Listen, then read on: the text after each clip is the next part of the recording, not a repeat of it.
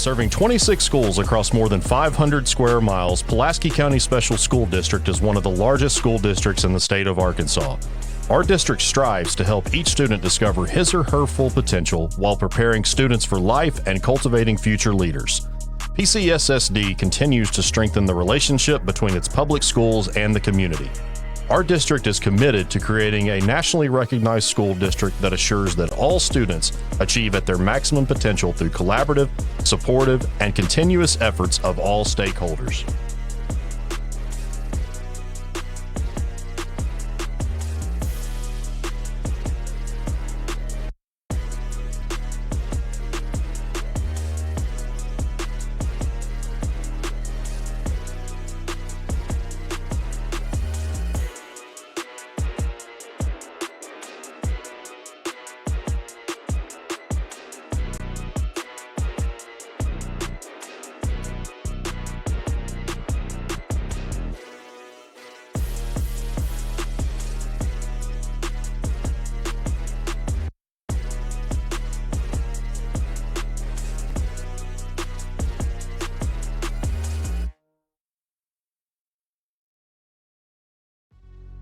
The schools participating in this football game are members of the Arkansas Activities Association as authorized by their school board.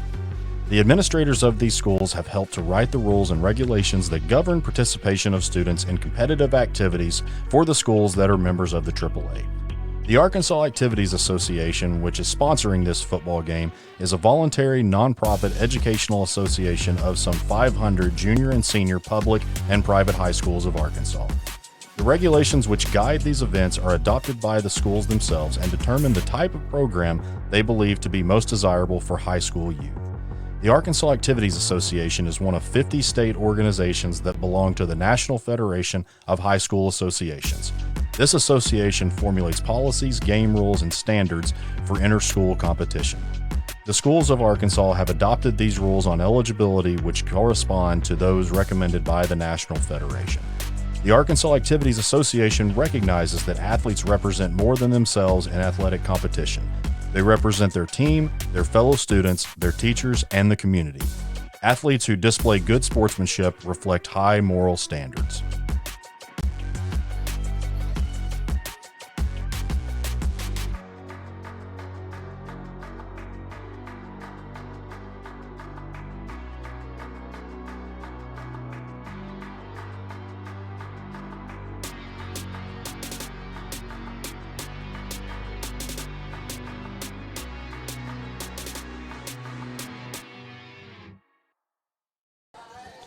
All right, welcome football fans to Robinson Senator Football on the PCSSD Sports Network, brought to you by Natural State Sports. I'm Steve Henson, voice of the Robinson Sports Network, along with my broadcast partner, Tyler Chenault. And let me introduce you to the rest of tonight's crew. On production tonight, we'll have David Tooley, and on our main cam will be Mark Miller. We're going to run one cam tonight, so we're excited to have Mark up here in Morrilton with us, as well as David. And again, my broadcast partner, Tyler Chenault. Tyler, how are you tonight, man? I'm good. How are you doing? Doing good, man. We are ready for some football. We are amongst the people here at Morrilton, and we are excited to be here at the beautiful facilities here in Devil Dog Country. Man, I'm ready to get going. We didn't play last week. Only got to play a half of football the week before. I'm ready to get a game going, and we'll finish one. Got a beautiful night tonight. Just ready to get started. I tell you, yeah, last week having last week off was tough. Well, I guess some of you guys had last week off. We were over calling the Maumelle Whitehall game and another 5A Central Conference opener, but this is the conference opener for our Senators tonight. And I know, talking to Coach Escola down there, he said the one thing that he said, you know what, we're ready to hit somebody. So we have been extremely physical the last 2 weeks in practice, and these kids are ready to get out there and hit somebody this week. It's time to hit somebody that's wearing a different colored jersey, that's for sure. Ready to get conference started. This is when they really start to count. Those first two that we've played, non-conference, it's good to get wins in those, but they really don't count towards anything for postseason. So this is whenever they start mattering. Yeah, you use that almost like preseason when you think about the NFL or others, that non-conference schedule, which is a little shorter this year, only 2 non-conference games with an 8 conference game schedule.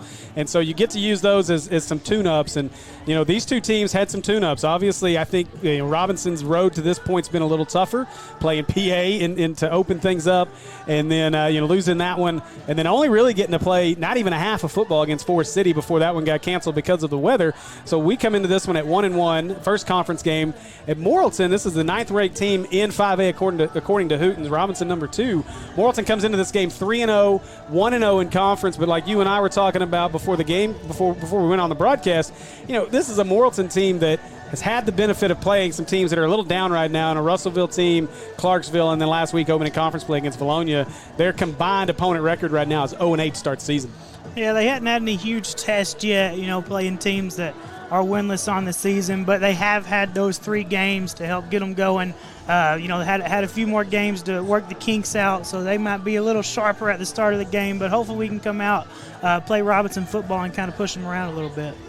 So as we look across at some of the guys to take a look at tonight, obviously you look at the quarterback position, and I think that's where the question marks are. We know what we have in Quentin Murphy. We've seen some of Grisham with Murphy getting banged up a couple of times. The question for me tonight is, will we be able to get the passing game? We know we got in King Freeman. Noah Freeman's going to do what he's going to do. Malik's going to do what he's going to do. The running game is really, really good. We know where that's at. But for this team to be successful, they can't be one-dimensional, and you really got to get Quentin Murphy going back there in the backfield. Yeah, they're going to have to get it throwing. A lot of times that run will open up the pass a little bit and let Quentin throw some of that short game stuff, get his confidence up, and get his arm working before he tries to throw some deep. But, he's thrown some really pretty deep balls throughout the season. So he's got the arm, and we've seen it. It's just a matter of really getting the time to throw it and then opening up the defense a little with the run. Yeah, and timing has been a little off, which you would expect. Again, you had the PA game, an opportunity to really kind of get things going, but then from there, the Forest City game was just such a strange game. That's a Forest City team they're going to struggle all year. We've seen them struggle in their first 3 games of the year, and so it was a game that we really weren't able to learn. Plus, you play less than a half of football, and really all you learned is that King Freeman likes the end zone in that one. Oh, yeah, King Freeman loves the end zone. He made that place his home week before last. But I'm really excited about the game tonight. Kind of get a game that the team should be closer to our level, a type of team that we're going to see throughout the rest of the season in our conference. Playing PA, played one of obviously the best teams in the state. They're going to be really tough in the 6A this year, and then like you said, Forest City is going to struggle a little bit. So it's time to. I'm excited to get a team that is actually going to let us get a really good picture of what we're going to look like the rest of the year. Well, and defensively, I got to believe that Coach Escola is going to get his wish in terms of physicality tonight. When you look at what this Morrilton team brings to the field, a very good offensive line. You look across our defense, Ashton Williams leading the way with 21 total tackles. He's averaging 10.5 tackles a game, 3 tackles for loss. Brandon Grill's got 13 tackles on the season to sit at second. So Tank Reese is your third leading tackler at 10, the freshman. So you're going to get your wish because this is a Morrilton team. You and I both got to go back and watch their matchup with Valonia last week, and I'll tell you, number one, they don't want to throw it. They're going to want to run it down your throat all night long, and they've got guys like DeMarcus Winston, Dustin Tate, some guys like that who can tote the mail. Yeah, they are a physical team. They are a run-heavy team, and a lot of that comes back to that offensive line. If you look up front, all their offensive linemen are 6 foot and taller. They're averaging probably 255 pounds. They've got a guy that's 290, 275 on the offensive line. They're going to lean on you. They're going to try and push you around, and they're going to really I think that's probably the strength of their team is the run game and that big offensive line. Yeah, you make a good point. They're definitely going to try to lean on us early. I think that'll be the key. Last week against Valonia, this Morrilton team was able to get out to a big lead early. They were up big at the half. Valonia was able to kind of make it semi-interesting late in the second half, but it really was never a contest. And so you're going to Morrilton in front of what's becoming a very large home crowd here. This is going to be an atmosphere that I think is going to test our Senators tonight and really help them as we go through the season. Oh, yeah. I mean, they'll fill up the stands here. They got good community support just like we do back at Joe T., and it'll get loud in here. It'll be a good game. You look at combined, we do have one common opponent with Morrilton. Well, not common opponent, but Morrilton's played a Russellville team that they beat 13-7 probably one of the better teams that they've played comparatively to the other two, and a Russellville team that actually played PA probably better than we did for a half, kept that game really close, lost late like most teams do to PA, but it was still a really close game. I remember looking at halftime last week and thinking, man, I think they were only down a point, or it was a really close ball game late. So, we look at the schedule for Morrilton so far: 13-7 over Russellville, 30-14 over Clarksville, and a 41-27 win over Valonia. And again, I think the question is, how good is Morrilton? They're new to the 5A Central, as is our Senators. And so the question, I think, as we look across there, how good is this team? And I think I would think that they're probably asking the same thing here over in Devil Dog Country as well. Oh yeah, back in the 5A West days, year up before this, they were always competed year in and year out. They've had a couple down years recently, but Morrilton's usually one of those good teams. They're usually in the top 4 of their conference. So, again, I think it'll be a good test, just a good barometer, especially coming into the 5A this year for the first time. Morrilton's been in 5A for, as long as I can remember recently. So it's a good chance to see a 5A team this year and kind of really see how we stack up against them. So the team that Hooten's picked to finish 3rd in the conference, Robinson picked to finish 1st in this conference. And so you're going to get a battle of the top 2 of the top teams in the conference in 5A. And so we should have a good one. Who on offense, Tyler, is a couple of guys that you're really looking at keeping an eye on for the Senators tonight? Oh, man, you always know you got to keep an eye on King Freeman. Is he gonna stay on his throne? Is he gonna keep going? But like you said, we want to see if we can get the passing game going. And as much as we like to see how well. How well we can throw the ball. I really want to see how well our receivers can step up and maybe catch some of those passes. Really looking at Chase Nichols, how well he's going to do. Evans Olamy, Brandon Grill. How can our receivers step up tonight and kind of take a little bit of that on their own shoulders and help their sophomore quarterback out? You know what? I'm feeling like a failure right now. I got to jump over here. Brandon Grill just committed, and I am. I want to say it was Arkansas State. Yeah. I want to make sure before I say that, because I'm about 95% certain that is. And yes, that is. So congratulations to Brandon Grill, as he did commit to Arkansas State on September 6th. So congratulations to Brandon. Excited for him to take that next step to the next level, and a couple other guys on the center team. Robinson is a program that's used to sending guys to the next level, and they've got plenty on that team this year as well. Some guys that are going to move forward. A guy like Ashton Williams on defense is a guy that I'm excited to see, because from a physicality standpoint, I have a feeling we're going to call Six's name a whole lot in this ball game. Oh, yeah, especially with that run-heavy offense we're going to see. He's going to be flying around the field making tackles. Hopefully, I'm sure, we'll see some of those typical Ashton Williams big hits. It's going to be exciting. All right, well, we're going to take a quick break, and when we get back on our pregame show, we'll take a look at the other PCSSD Sports Network matchups, as well as our Natural State Sports games to watch across the state this week.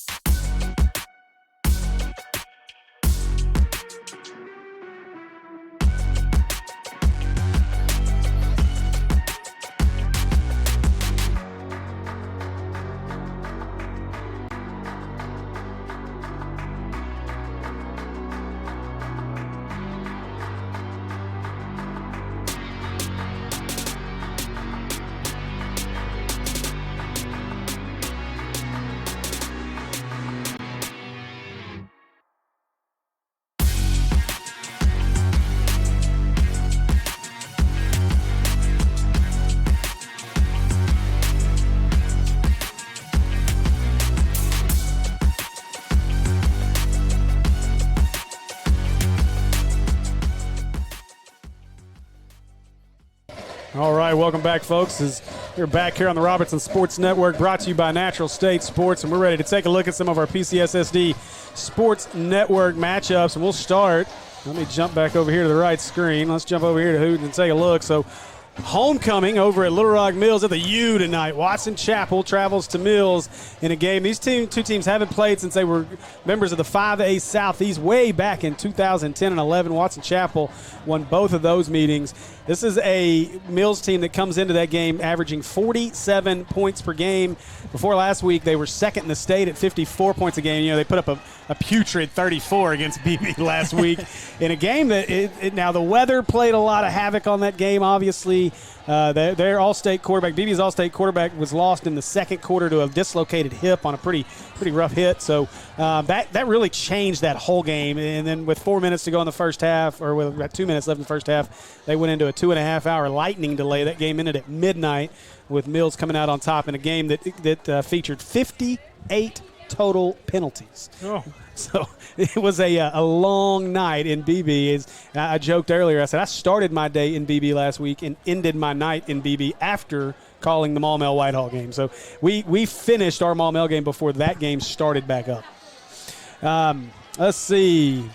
Our other game, Maumelle on a bye this week, and then our other game is the Benton Panthers. I'm sorry, Benton Panthers. I got the wrong one. I'm thinking last week. Let's go this week. So the Searcy Lions travel down to Sherwood to take on the Sylvan Hills Bears in our Natural State Sports Game of the Week. You can jump over and watch that either on the NSS YouTube or as well on the Sylvan Hills Sports Network YouTube channel as well. And you can watch our Natural State Sports Game of the Week. We're going to take a break real quick for the National Anthem. We'll be back right after that.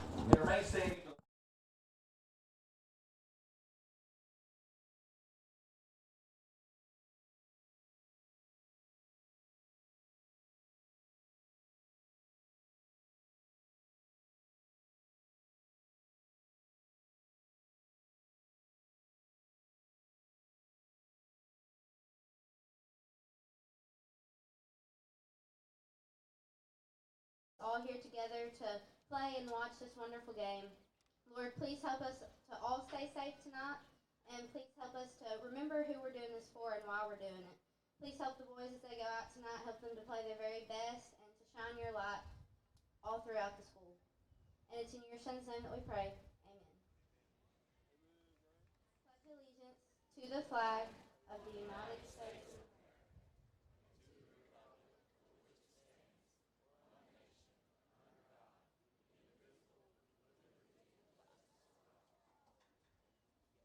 Now our national anthem.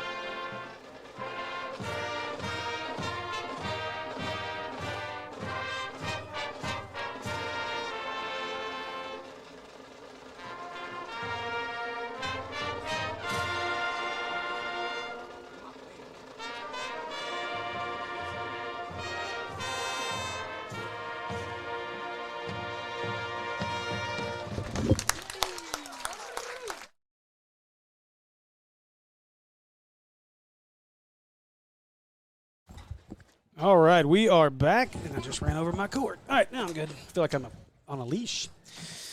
All right, we are back, and we are ready, and I'm going to have internet problems all night over here. Hopefully our broadcast doesn't have internet problems, so probably just jinxed us there. But, all right. Okay. All right, Tyler, we're back. We're ready as we are about 7-ish minutes away from kickoff. I'm going to try to update that, see if my YouTube will wake back up. Might not. It's not wanting to. That's okay. All right. Anyway, we'll jump back over here and keep looking at our PCSSD sport, or our Natural State Sports game of the week tonight. So Searcy, two winless teams as Searcy travels down to Sherwood to take on the Sylvan Hills Bears in a 6A East matchup between both teams that are 0-1 to start conference play. Maumelle went down to Sylvan Hills, beat Sylvan Hills in OT in week 1, and then Sylvan Hills had a rough time of it last week at Benton, getting beat pretty handily, 58-24 in that one. So both teams looking for a bounce back there, and that's our PCSSD Sports Network game, or Natural State Sports Game of the Week. That wraps up our PCSSD games of this week. We'll take a look at our other 5A Central matchups tonight as well. Valonia will travel to Pine Bluff. And again, another meeting of teams that haven't met. They've never met at all. Neither one of these teams have met at all. And so it's going to be interesting. Pine Bluff, they took out Watson Chapel 36-22. Courtney Crutchfield. It's a guy that if you don't know who Courtney Crutchfield is, you haven't been watching any Pine Bluff basketball. I can promise you that. I remember him as a freshman in the 5A state tournament a couple years ago, but he is just as good of a football player as he is a basketball player. Caught 3 touchdown passes against Watson Chapel last week.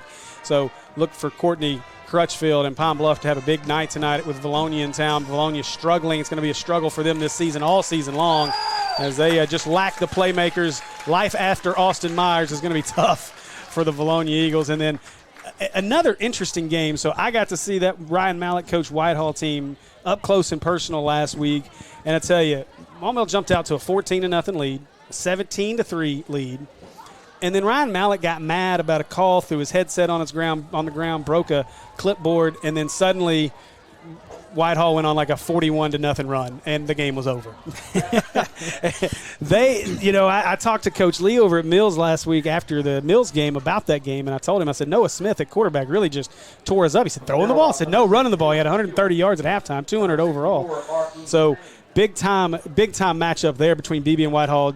Tough for BB losing their quarterback to the hip injury last week, so that's probably going to bode well for Whitehall. I think he'll go to 2-0. But we've got our captains out there on the field, and we are just about ready for football, Tyler. Oh, I'm ready to go. I'm excited to see how BB reacts with that quarterback being out. But I think we got some good matchups around the conference. It's really going to show us what this conference is going to look like the rest of the year. Yeah, 5A gets in full swing tonight. Last week we were the first ones to get things started. Now the rest of 5A will get going. Some other interesting games. About Wynn traveling down to Magnolia in a 5A East matchup. Wynn put up 70 in a ball game last week against, who did they play? It was a 7A team, I thought. It's right here in front of me somewhere. Let's see. Yeah, they went to Fort Smith Southside and scored 77, I believe, last week. Won by 30. Like 77-40 or something. Another one I'm interested in seeing is 5A number 1 Parkview at 7A North Little Rock. Now we know North Little Rock is a little down this year based off their first couple games, but I'm interested to see how Parkview plays against another 7A school when they were close to Bryant last time out. Yeah, 20-10 last week, and it looks like they're just trying to take they're making that 7A run, trying to show that they can compete at any level. And with the athletes they got, they really probably can compete with just about anybody. We did defer. So Morrilton will start with the ball here as we get ready and set.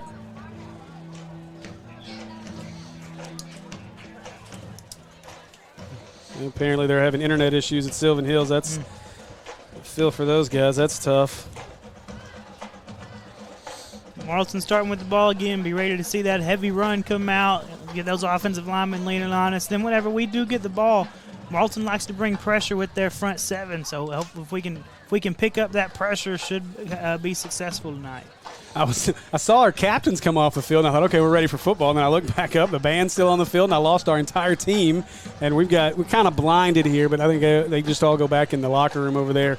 We're at the edge of the press box. Great facilities here at Morrilton. I want to say thanks to Tipton and their crew here at Morrilton for the hospitality. I can smell the food just down from us, so that's probably going to keep me hungry most of the night. It'll be a belly rumbling drive home when we leave here. So. Oh, yeah. They're taking care of us. They have no internet. We're good. They don't have internet. That's Sylvan Hills. Okay. I'm going to say that's the big issue right now. I think Sylvan Hills doesn't have internet, so and they're hardwired in. We didn't even get to do that. You got real problems whenever you hardwire it and you don't have it. So we see our Senators making their way across the back of the end zone over there as Noah Freeman led the way. Quentin Murphy there as well. And they're trying to get across before Morrilton wants to come out of their big Devil Dog blow up over there. We're about 2 minutes away from kickoff. And Tyler, I'm going to put you on the spot. I'm going to make you make a pick. Give me a score for this one.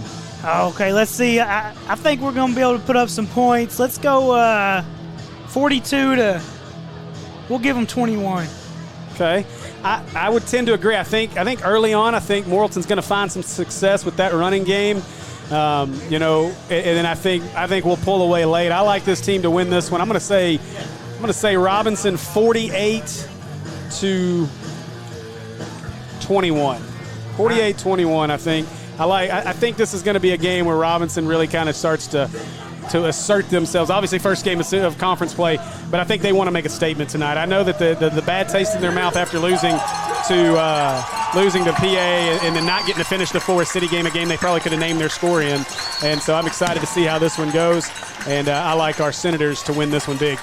Oh, yeah, I think we're ready to get that rust all the way knocked off and get ready to start rolling through the rest of the season.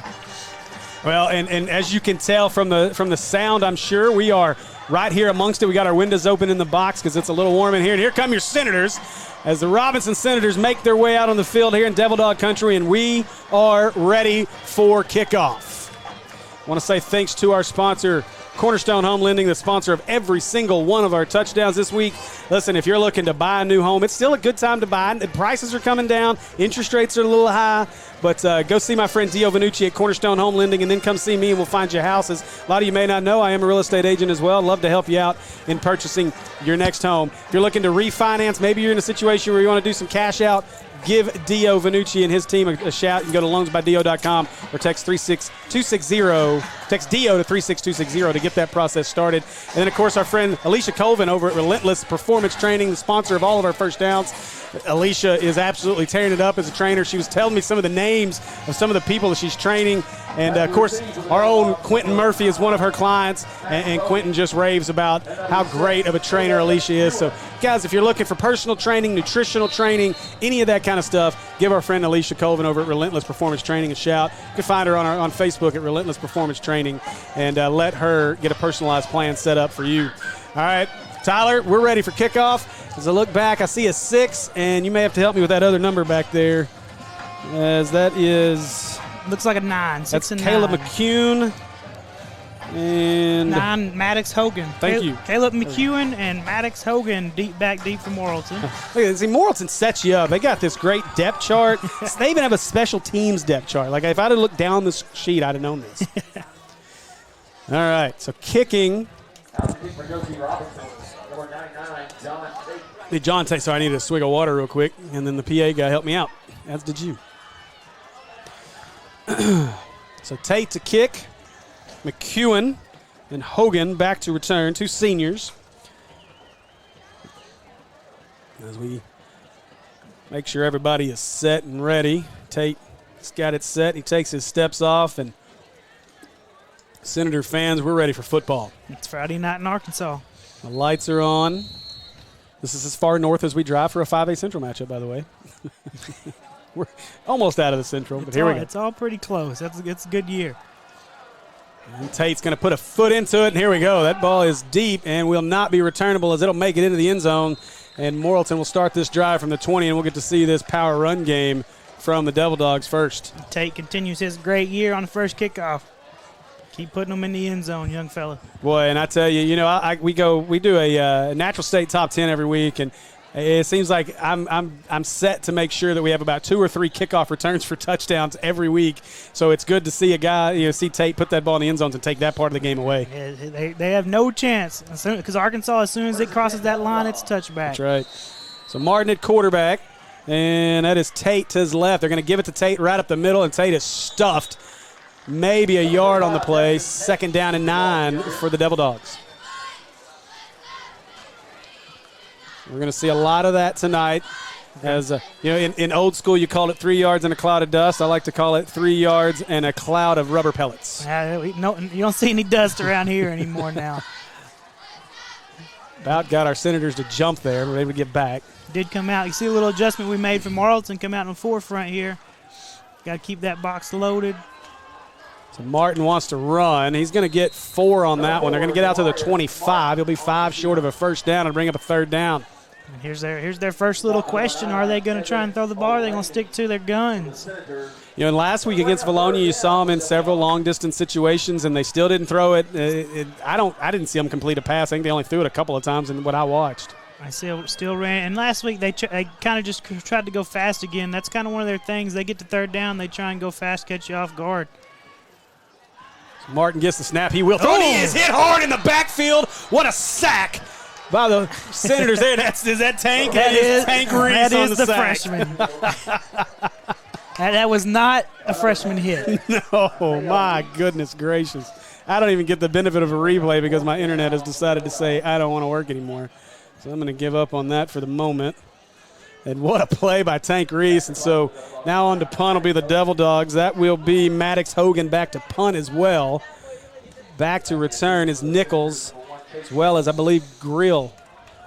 This one's going to be returnable by Grill. Grill's going to go to the left side, breaks a tackle at the 40, across the 35, spin move down and out of bounds as he'll be pulled down at the 33-yard line. A late flag gets thrown. I believe that's going to be against the Senators there. There are 2 flags on the play. Looks like there's one on our sideline as well around the 40. Flags on the play. So we'll see what the laundry's all about here, as may have offsetting. They were both after the kick, so either way, the Senators should still keep the ball. Shouldn't affect that any.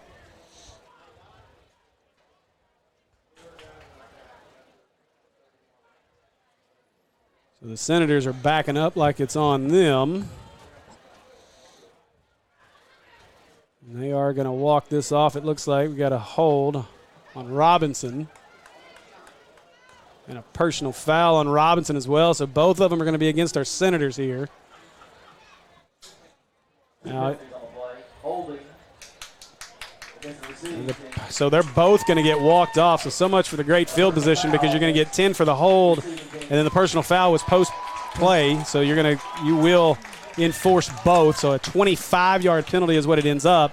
So instead of 1st and 10 from the 33 of Morrilton, it'll be 1st and 10 from the 38 of the Senators. It's one of the few times you see 2 penalties stepped off, but you had one during the play, you had one after the play. You can count them both there. So backed ourselves up a little bit. That just gives us a little more room to work. So Murphy, he'll hand this one away to Freeman. Freeman is met in the hole, maybe 3 on the play out to the 40. They're going to give him 2. It'll be a 2-yard gain for Noah Freeman. That'll bring up 2nd down and 10. Trying to get those inside backers' eyes with that little motion coming around. Might come back to that later and hand it to them. I don't think anybody really fell for it, so that might be something they keep in their back pocket.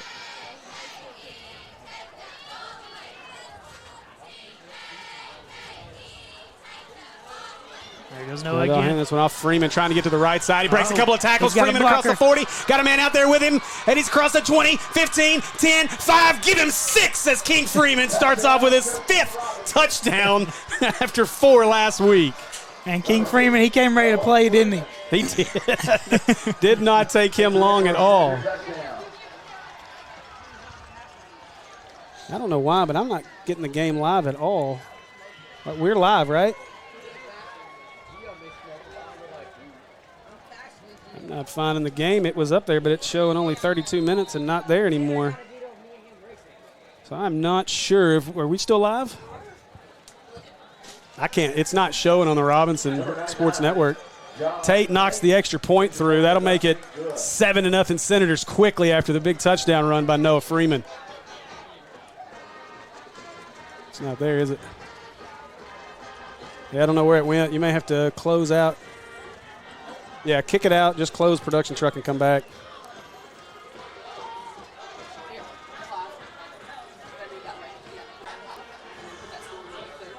Hey, completed a pass. Number 4, Martin's pass is complete to number 5, Terrell Garlington. He's brought down by 0, Gabriel Bonner.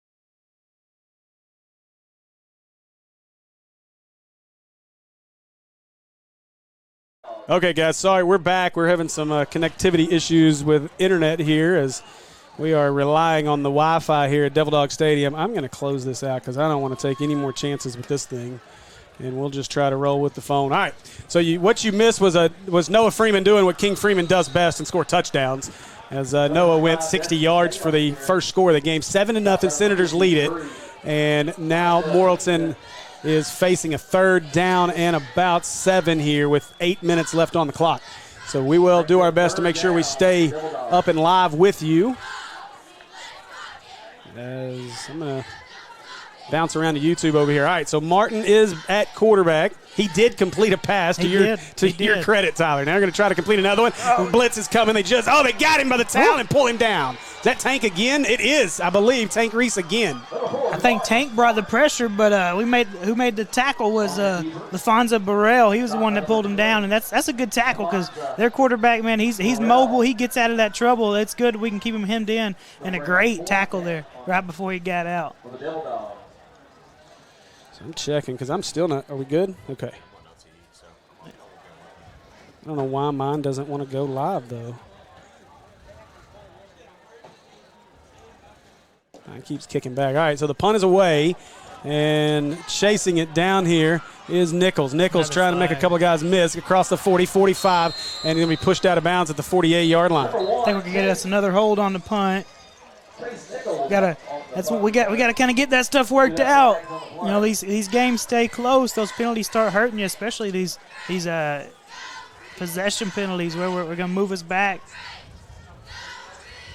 All right, sound and everything should be good to go now, guys. We apologize for the technical issues. And, yeah, I know, Ryan, our sound was off. I had to turn it off because I didn't want a hot mic.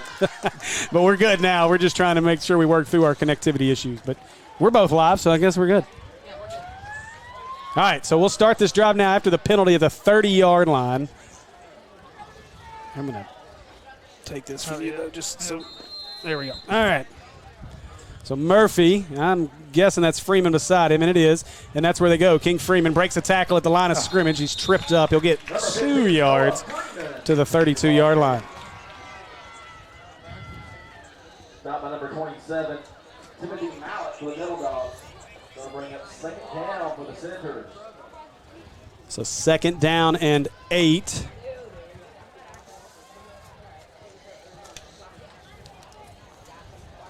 After the first down run by Freeman. Showing blitz. Here they come. Murphy wanting to go deep, and he just overthrew everybody. Nichols isn't quite that fast. That's where he wanted to put it. Nichols couldn't chase it down, and that's a little bit of that timing thing we were talking about for Quentin. Just got to work on that because he does have a beautiful downfield throw. It just got to work on connecting with it. He did have Chase a little bit in between those two safeties, just kind of overthrew him a little bit. But that's one of those things. As he gets more throws in, he's going to get more comfortable with it and going to get a little more touch on those passes too. He's got the arm.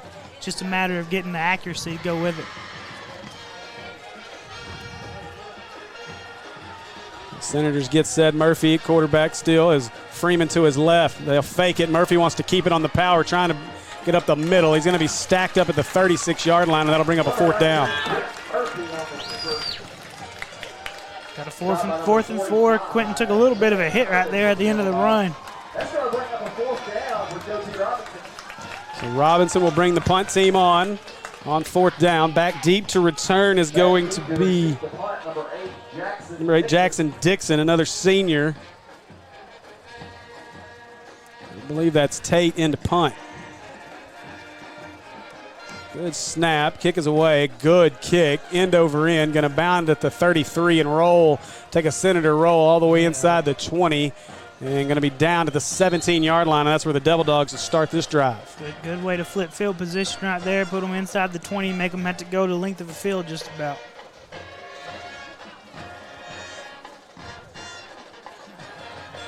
So far defensively against the run, we've held up pretty good.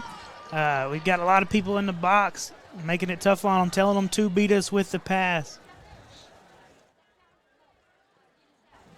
I got to believe that's going to continue to be the plan for the Senators tonight is defensively is force this Morrilton team to prove they can beat you through the air. Yeah, absolutely. Make them make sure they know that you're going to have to beat us. That ball's up in the air, could be picked, and it falls harmlessly. That ball took one heck of a ricochet. That ball was rifled. It went right through the receiver's hands and bounced off his face mask. Yeah. For number 9, Max Hogan. Brings up second down for the Devil Dogs. Second down now for Morrilton. You know, I could just let the PA announcer do my job tonight. Just stick your headset right outside the window. Absolutely. So it looks like we're still staying connected at the moment, thank goodness. And now a big play in the backfield again. I believe that was Caden Blaylock. No, sorry, that was Brandon Grill in the backfield. Great job there by Grill. Grill coming off that edge. So that brings up a third down and forever back at the 10-yard line here. Third down and what is that, about 18? About got us to jump off sides again. Got to make sure we don't jump on those hard counts. Martin gets the snap, fakes the handoff. He's looking left the whole way. Got his man, but he overthrew him, and that'll bring up fourth down. Just looking for Caleb McCune. Gabriel Bonner in coverage. Brings up fourth down. Gabriel Bonner was there, pretty good coverage. You know, playing to the sticks. He knew they had to get a lot of yards, give them a little cushion, and then make them have to break a tackle if they do complete it. You guys do us a favor and hit that subscribe button. Make sure you're subscribed to the Robinson Sports Network. Just so you know, I think during the benefit game I issued a bit of a challenge, and right now the Robinson Sports Network is winning it. Over 300 subscribers so far. Good punt here. Nichols calls for the fair. I thought he did. He catches it at midfield. He's off to the races. Stiff arms a man there. Across the 45. He's got blockers. What a block. That's going to get called back, though, as Nichols breaks another tackle. 15, 10, 5. Give him 6 for the moment, but there's a lot of laundry back at the 35-yard line. I think you're going to get another block in the back or a holding back behind. That's 3 punt returns and 3 penalties. That's something that Coach Escola will not be happy about. I think what we're going to get on this one is going to be one of those blindside type blocks. There was a pretty brutal block about halfway through that run. Just saw bodies flying. Yeah. Is our feed, I don't know. I think our feed is really, really slow tonight, guys. We're doing our best with what we got. We may, if we have issues again and drop, we may switch to this hotspot. It may be a little more, maybe a little better, but I'm getting a lot of hesitant. Is it hesitating on yours too? Yeah. So we'll keep an eye and see. We'll do our best here as we may. I've got nothing right now. Are we even up? I think we're stuck. So we apologize, guys, as I know you guys tune in, and sometimes these internet connectivity issues, there's just nothing we can do about it. And that is the issue right now. I can't even get mine to update back to live, so.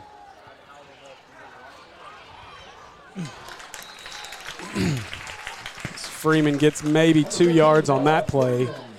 The weird thing is it keeps showing we're live, but. Oh, are we? Okay. All right. Well, you guys let us know. Obviously, if we go away, we won't know, but we're trying to keep an eye on it. And maybe it's inside here is what we're being told is the problem, so I'm going to give up on trying to watch it. All right, so Murphy, second down and 8. Motion man is Grill. They'll fake it there. Murphy wants to take off up the middle. Good defense by the Devil Dogs, though, as Murphy goes nowhere, maybe half a yard. Like they were trying to sneak a receiver out, kind of catch them off guard, make them think it was run. Just they covered it well on defense. That was Dotson in motion. Not bad on that one. I don't know why. I thought I'd have an easy time seeing the numbers tonight, but right now my eyes are failing me at times. Some of these numbers have got a glare on them. I don't know what it is. Those gold numbers are tough to see on those jerseys. Robinson, twins to each side. They'll stop, look at the sideline, and get the call.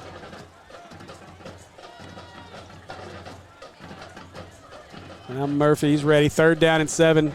There's a snap. Murphy looking up over to the left side. He's got his man. Throw is short and comes back. Nice catch. Did he catch it or did he knock it? He knocked it away. He got knocked away. That's good play. Underthrew him a little bit. He had him open, but good play by the safety to get his hand in there and pull it out.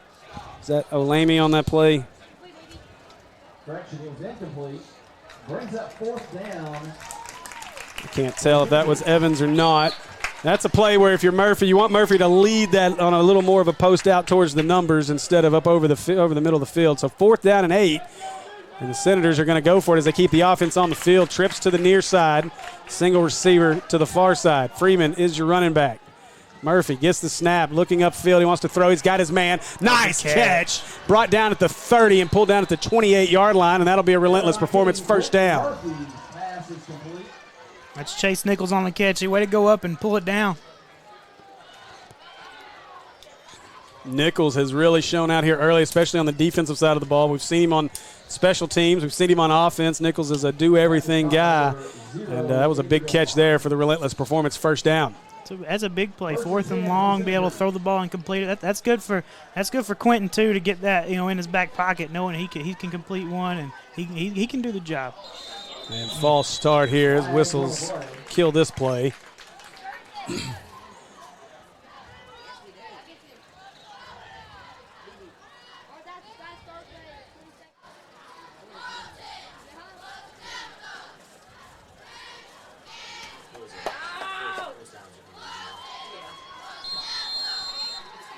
Good, so Freeman still in at running back. We've not seen any changes there. Coach Escola going with his workhorse in the backfield here early.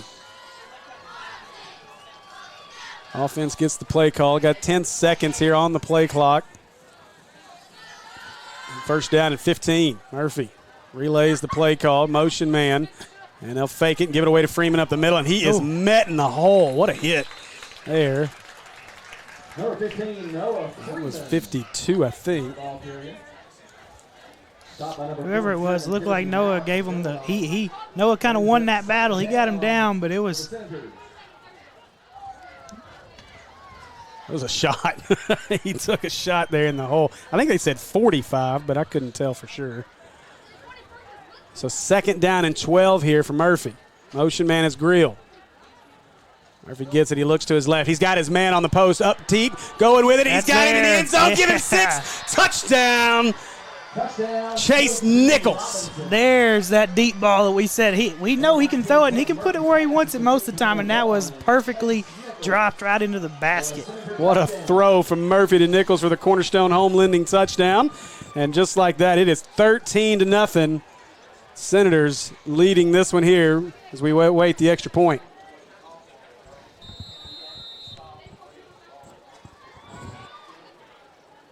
So Tate on to kick the extra point. Snap is good. Kick is up, and it is good. Just like that, Senators lead this one 14-0. It's good to see for Quentin Murphy kind of complete some passes right there. 2 big passes, too. Got completed that 4th down pass and that deep bomb right there. That's great for his confidence, great for the team to know, we can kind of spread you out, too. And that's good. When a defense sees that, it's going to open up that box for Keem Freeman to keep eating. All right, so 2 minutes to go here in the first quarter. And I apologize. Too many distractions right now. Worried about this internet situation and the lag. But hopefully we're getting it worked out. We're doing our best. We may try switching to the hotspot that's wired in. The speeds were worse, but we ran it last week at Benton, and they had no issues. So we may have to try to do that. Because I think maybe just being in this building is an issue. What did that say? Something about network conditions.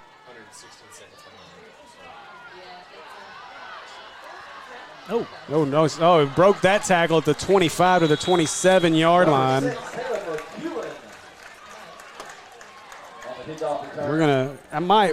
We may switch this to the hot spot between quarters. You want to try that?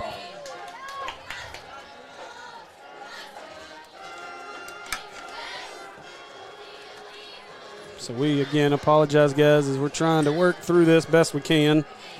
We're going to give this hotspot a try in just a minute. I want to go through this. Let's go through this drive real quick, or at the end of the first quarter, one or the other, we'll try to make a switch. So they'll hand this one off up the middle. Nowhere to go there for Tate, as he stopped at the line of scrimmage. And bring up 2nd and 10 for the Devil Dogs. Micah Pennington in on that play. Big man up front.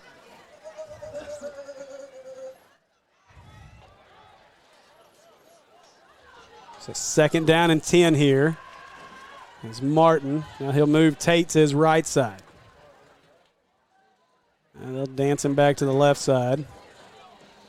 Senators backed out of a blitz, but they didn't need it. What a play in the backfield. Number 4, Demarius Mark. Might have been 50. I think that's Pennington again.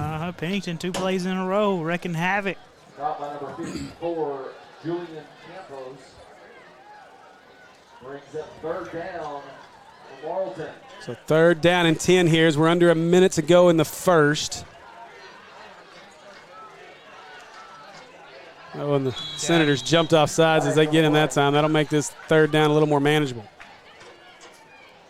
We've flinched a couple times already. That's finally got them to go all the way across on that one. That's just got to kind of clean that up. Make sure got your eyes on the ball, not listening to what's going on back there. I believe that was Andrews that just came off the field. Onto the field was number 44, Dylan Hunt. Martin trying to get him to jump off sides again. This time the Senators do not oblige. They'll show blitz, back out of it. Now Martin throwing to the left side. Good throw, good route, and that's going to be enough for a relentless performance. 1st down for the Devil Dogs. Put that ball in a good spot that only his receiver can get to it. I tell you, as good as their running game is, it gives you that feel you don't want to see Martin really get in any kind of rhythm and get comfortable throwing the ball because he may prove that he can beat you throwing it. That's true. Olami was there in pretty good coverage. It's just a good ball. That's kind of one of the things you hope you can see. He can't really throw that every single time he tries. They'll hand this one away to Tate, and Tate breaks a tackle and he does not break the next tackle as the Senators swarm him under for no gain at the 43-yard line.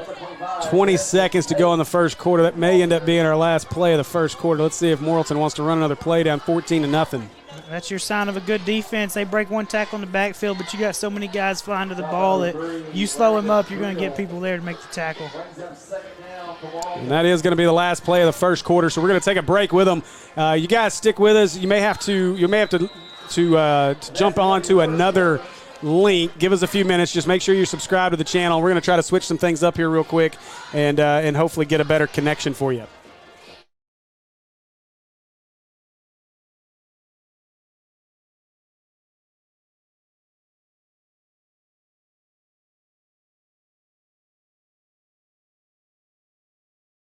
Oh, good catch. All right, we're back, guys, as we sorry to bring you back hot like that, Tyler. All right, guys, now we hope we've switched our internet source, so hopefully the next 3 quarters are going to be way better than the first quarter was. Hey, well, we only missed one play, and you got to see the end of it. Got a pretty good catch there on that down, so we didn't miss too much. That's going to be enough for a relentless performance. 1st down, they're not even going to measure, and that'll be a Devil Dog 1st down here as we get things started in second quarter. This is the one thing that kills me on a broadcast is when I get distracted by the connectivity issues. But now I think they're fixed. Hand this one away to Tate up the middle. He runs right into the back of his offensive line. They're going to be tripped up as the Senators pull him down. Great play in the backfield. Is that? That's Olami, I believe. It is. Olami's been in there for a few plays now. He's looking good tonight.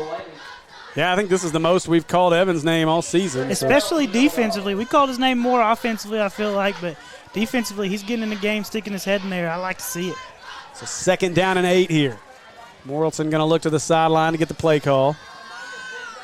They'll move Tate to the left side. Two receivers to the far side of the field. He wants to throw. Martin's got a man. He's got a step on him. Throws it deep. Got the catch at the 10. 5. Give him 6. Touchdown, Devil Dogs. As Martin finds number 5. I don't know. Oh, there he is. Terrell Garlington on the touchdown catch. The backup running back goes to the house on that play, and a big play by the Devil Dogs to make it 14-6, pending the extra point. Kind of let him get behind you there. That's one of those things, a team like this that runs the ball that much, you can't fall asleep. Got to stay alert and do your job. And we're offsides on the extra point. Kick is up. Doesn't matter as it's good. And just like that, Morrilton has turned the tide here in the second quarter with 11:01 to go. It's 14-7. Senators lead, but Tyler, we said they got to prove they can beat us throwing the ball. They've completed 3. They've completed 3 good balls now kind of may make you rethink what you're doing defensively. I don't think they'll make too many changes. I think it's just you got to make sure that those defensive backs stay locked in on the pass. You go back to that little curl route on that long third down play that they converted to get the first down, and that seemed to maybe really give Martin some confidence, and you saw it on that deep ball. That ball was perfectly placed, had to step easy, and just a great throw and catch for the touchdown. It was a great ball. It was a great ball for sure. We had two really good deep balls from both quarterbacks. And I think that Morrilton has decided to accept the offsides, and now they're going to go for two. They're going to take points off the board, and I think they're going to go for – no. Well, they called the kick If it good. was an offsides, it should have been a dead ball. Okay. Actually, so they're making them re-kick it. The kick is up. It's good this time, too. So either way, gets the extra point. It's 14-7.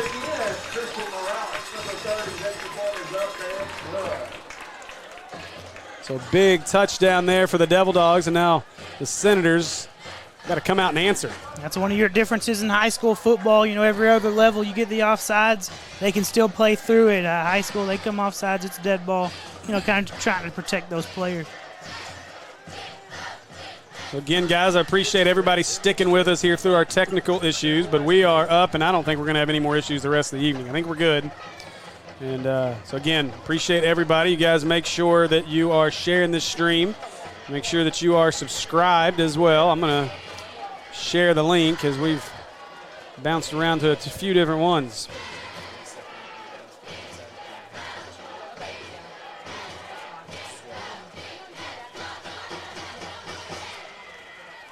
So we're about ready for the kickoff here.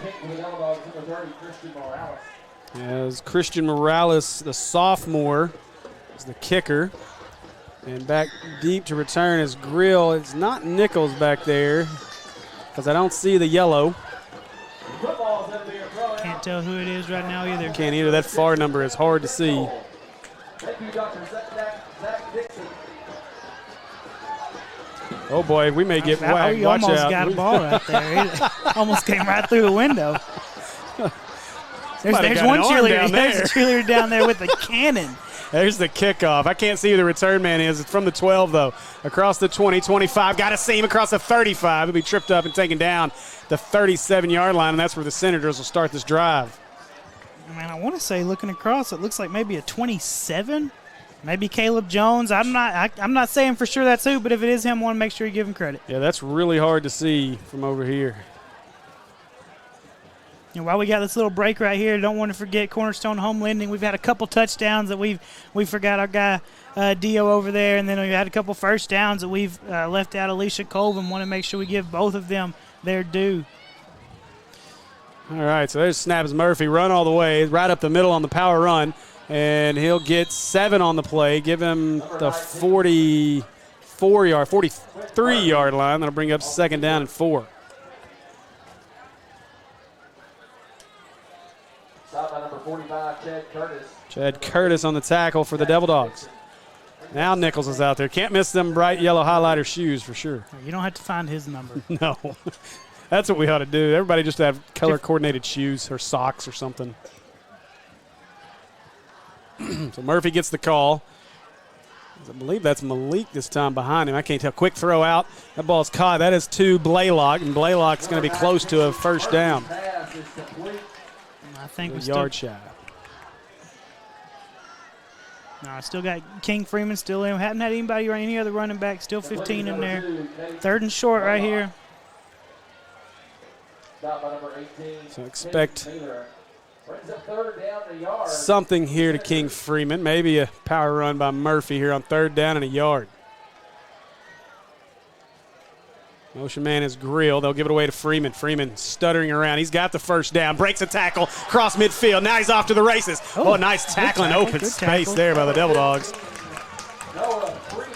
It's a great run by Noah Freeman. Another relentless performance training first down right there by King Freeman. Freeman just continues to run hard. I'm so impressed with that young man. It's so much fun to watch run the football.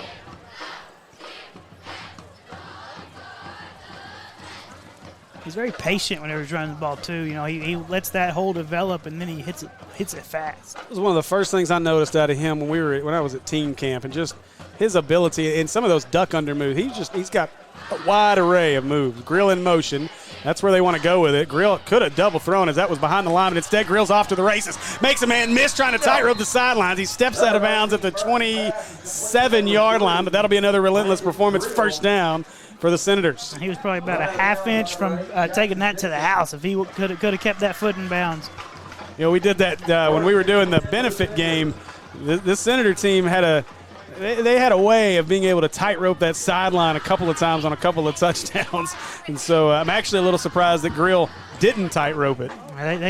They've got a track record of staying in bounds, that's for sure. So Murphy waits. He's got one receiver to the near side. He fumbles the snap, and now he's got a lot of pressure in the backfield, and Murphy just went down before they stripped it out. Jonathan Blaylock in on that play on the sack. So that'll bring up a 2nd down and 14 from the 30.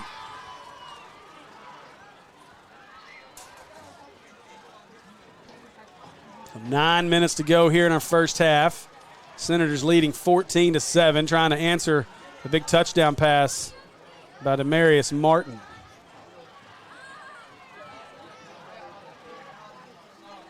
And Murphy gets the snap, looking to his right. He's going to go deep again, and there's a lot of contact at the bottom of the route. Ball well overthrown, and that'll bring up 3rd down. I don't know that he ever really got free there to be able to run deep. I think he kind of was bouncing off of some D-backs there the whole time. Definitely a lot of contact. I mean, not interference of any sort, just a lot of contact, a lot of mess to try to get through there. So 3rd down and 14 for the Senators.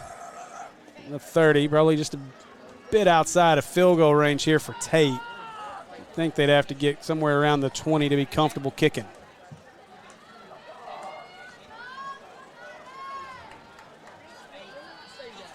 So motion man will be Freeman, and now a flag.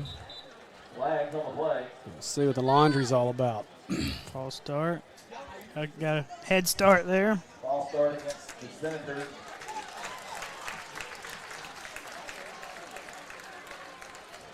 Again, not what Coach Escola and staff likes to see, all the laundry we've had on the field. They'll be keen on cleaning that up in practice next week for sure. Yeah, especially on a 3rd and 14 here. And you're in position to try to at least stay in field goal range, and now you back yourself way out. Now you got to really make a big play, or if nothing else, 4-down territory here.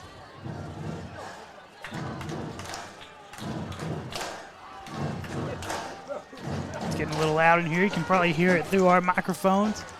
Morrilton crowd trying to will their team to the 3rd down stop. A lot of pressure. Murphy's got to take off. A little pitch play. Nice play by Murphy. Room to run across the 25, and he'll get the 23. I couldn't tell who that was that made the catch. I think our PA announcer's having the same issues we are, because I was waiting on him to announce the number. I couldn't tell who he pitched it to. But that's going to bring up a 4th and 8. That's a good heads-up play by Quentin right there. You know, he had that pressure in his face early, had to roll out, get out of the pocket, but he had a guy wide open there. That's a good heads-up play, knowing where your players are at on the field. They're going to go for it here on 4th down. Murphy. They'll settle, look over at the sideline to get the play call. Murphy gets the snap, looking to he's got his man, he's got a step. Got him in the end zone, touchdown, give him 6. Big throw by Murphy as he answers the throw by Morrilton. And just like that, it is 20-7 Senators. That is another beautiful ball right there where nobody else can get it. Right, he threw it right under his receiver. And Quentin Murphy showing off that arm tonight. Was that Ashton? I think that was Ashton Williams. I apologize, guys. From where we are, it's just hard to see that dark angle of the field. But they've tried to get the ball to Ashton a few times. I think that is Ashton. Looks like it. Couldn't tell for sure. Tate on for the extra point. High snap, kick is up, and it is good. And just like that, the Senators add to the lead, make it 21-7 with 8:24 to go in the first half. It's a great job by the holder there. You know, I try and give credit to everybody that doesn't get talked about a whole lot, but a high snap on a field goal extra point right there, he's able to get it down. Kicker's able to get it off before it has a chance to get blocked. I mean, we just want to give everybody credit whenever credit is due. And then again, got another cornerstone home lending touchdown. See, I knew I brought you on for a reason. You got me taken care of on those sponsors. You gotta take care of them. We'll take care of everybody else if they want to jump on board too. That's right. We are very thankful for the sponsors that we do have, and hey, we've still got a lot of football left this season. If you're looking to advertise and support your Senators, let us know. Reach out to us on the Robinson Sports Network. You can DM us on Twitter, on Facebook, or you can reach out to us through YouTube. But, 7 games after this one, but 7 more games to go, and plus basketball season on the horizon. So if you're looking for a way to support the Senators, we do all of our advertising. We split back in a revenue share with PCSSD. This one's kick deep. It's going to be returnable from the 6. Out across the 25. Another flag on special teams. I think we might see one on Morrilton this time. Hogan was the return man there.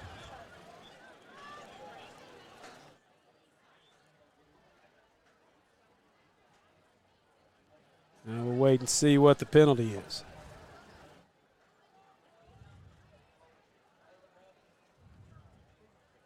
Got a holding on Morrilton. So finally one goes the other way. You like to see that, These officials getting their arms warmed up during special teams plays for sure. Special teams definitely that's where the majority of our penalties have been on special teams. Had a couple, here and there, but mostly on special teams. It's don't see that too often. Martin throws to the right. That ball skips to his receiver, incomplete. For number 5, Terrell Garland. Brings up second down for the Devil Dogs.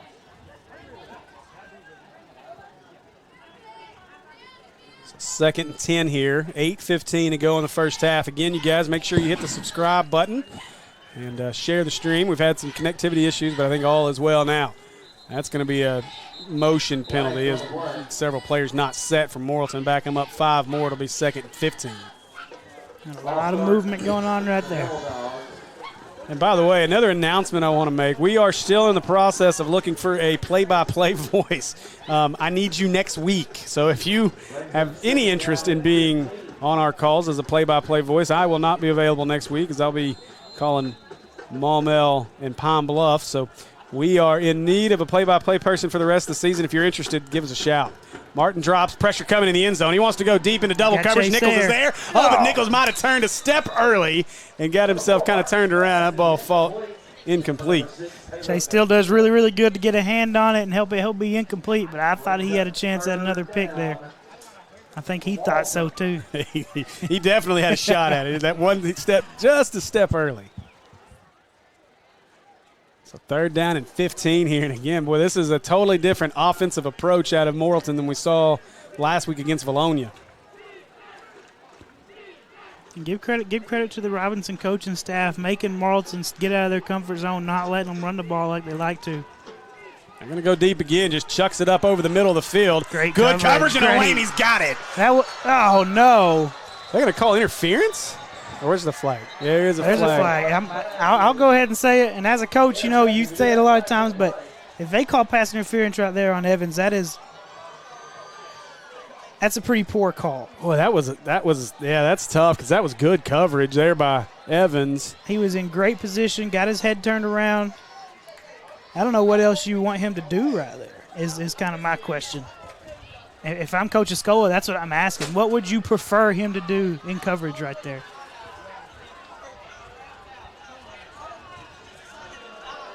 Now we got some boos. I will say we got some cheers. It was longer than 3rd and 15, so it still should be 3rd down. We do not have automatic first downs in Arkansas high school football. Oh, it's 3rd and 15 on the number, so it's going to be right at 15. So let's see. Yeah. It looked like we were the down marker looked further than that. Looks like we're at. I think it was maybe 15 and a half because you're right. You're about a yard shy of the first down. And I think we had a timeout on the play as well, maybe, because now both teams have made their way to the sidelines. I'm thinking that was a Coach Escola timeout because he's trying to talk to that white hat again. Yeah, they haven't removed a timeout off the board, and I did not see a signal. I didn't even see the signal for the penalty, to be honest. I didn't either. So, again, we're assuming this discussion is a timeout. That's what it looks like. Every once in a while you'll have that head coach take a timeout. Not even because he wants to talk to the team. He wants to talk to that white hat and figure out. I mean, he's asking him. He's like, what would you prefer my kids to do right there? That's just how you coach it. Yeah, and you're right. That's exactly what the conversation is right now and he's right. He turned. He did exactly what you're supposed to do in that situation. Turn, find the football, make a play on the football, and that's what he did. There was no hold. I don't know what else you want Evans to do on that play. Either way, it brings up 3rd down and a yard now for the Devil Dogs, and now Martin will be by himself in the backfield, so I bet you we're going to see quarterback power here. They got 2 tight set, quarterback sneak. Ball's out. And let's see who fell. I think the Senators fell on it. That's one of them ball don't lie situations, fellas. The Senators pick up the fumble, and they get the ball anyway in better field position than they would have. First down, Senators. Senators gained 30 yards on that penalty. Yes, they did. Ball don't lie. So big play there is the Senators, and that play was kind of ugly from the beginning. You saw Martin get under center. I thought they had a lineman move early, and then I don't know if we made a hit on the ball and popped it out, or he just lost it out of the transition between him and the center. But either way, it's Senator football, 1st and 10 from the 23-yard line. Looked to me like he got the snap, and that thing popped out afterwards. Could be wrong. All right, so Murphy, King Freeman behind him. That's where they'll go. Freeman running hard right into the line of scrimmage. He'll be caught after 4, but give him 5 yards. Way out to the 18-yard line. 6 yards, a second 4. The amount of speed that King Freeman can build up in those first 2 steps is remarkable. And then then on the next handoff, he'll be real patient. He's real patient, but once he knows it's time to start going, he gets going. Quick throw to Grill, a lot of room. Grill to the 10. He's tripped up at the 7. That'll be a relentless performance. First down. It'll be 1st and goal for the Senators. We talk about King Freeman making that first guy miss. It looks like nearly every skill player on this team has the ability to make that first guy miss. For Josie Robinson.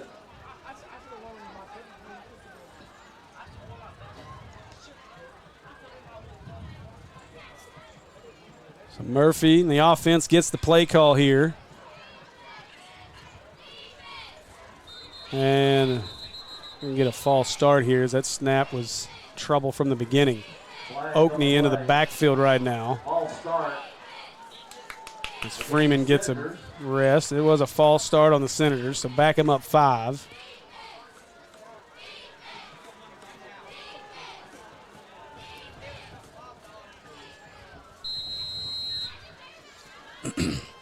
Clock running at 7:07 to go. They score a touchdown. Me and Tyler might be hugging because we are close. I'll hand this one up the middle. Oakney breaks a tackle. Now down to the 7. That was Freeman back in the game. Sorry, Freeman came back into the game. Just over here trying to peek around the corner to see what's going on. Either that or I'm going to be in David's lap. One or the other.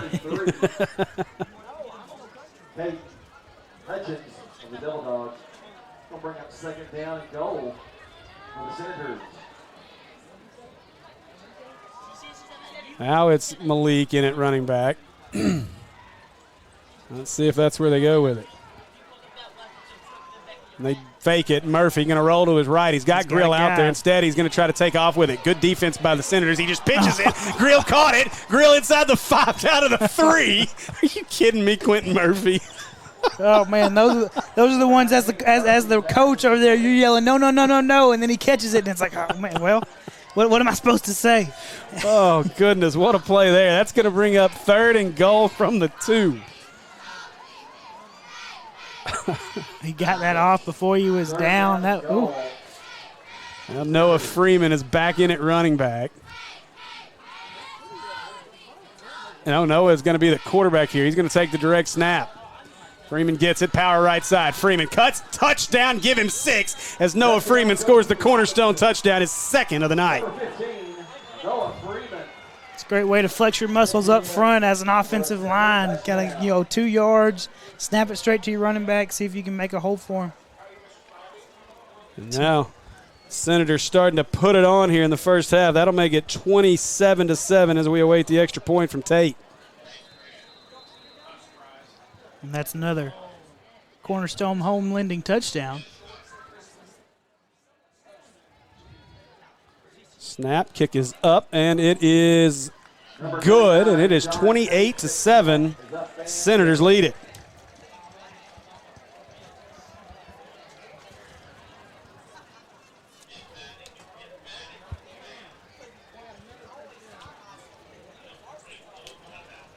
Good possession offensively and defensively right there. Really good by the defense after we had that very questionable pass interference call to stay in the game, keep playing, get that turnover, and then offense pays it off for the defense and sticks another one in the end zone. And how big, you think about that. That's an opportunity. You go from getting the turnover, stopping them on a 3rd and 15. They have a pretty easy 3rd and a yard with this power running team, that's what you want if you're Morrilton. And the Senators stuck a hat in there, were able to knock that ball loose, get the fumble, and then turn it into 6. So great job by the Senators here with 6:06 left in the first half. They've extended the lead out to 28-7. That's a scenario that if you ask the Morrilton coaches, they will take it every single possession. 3rd and 1. That's what they're built for. So it's big that the defense come up with a stop right there. Yeah, without a doubt.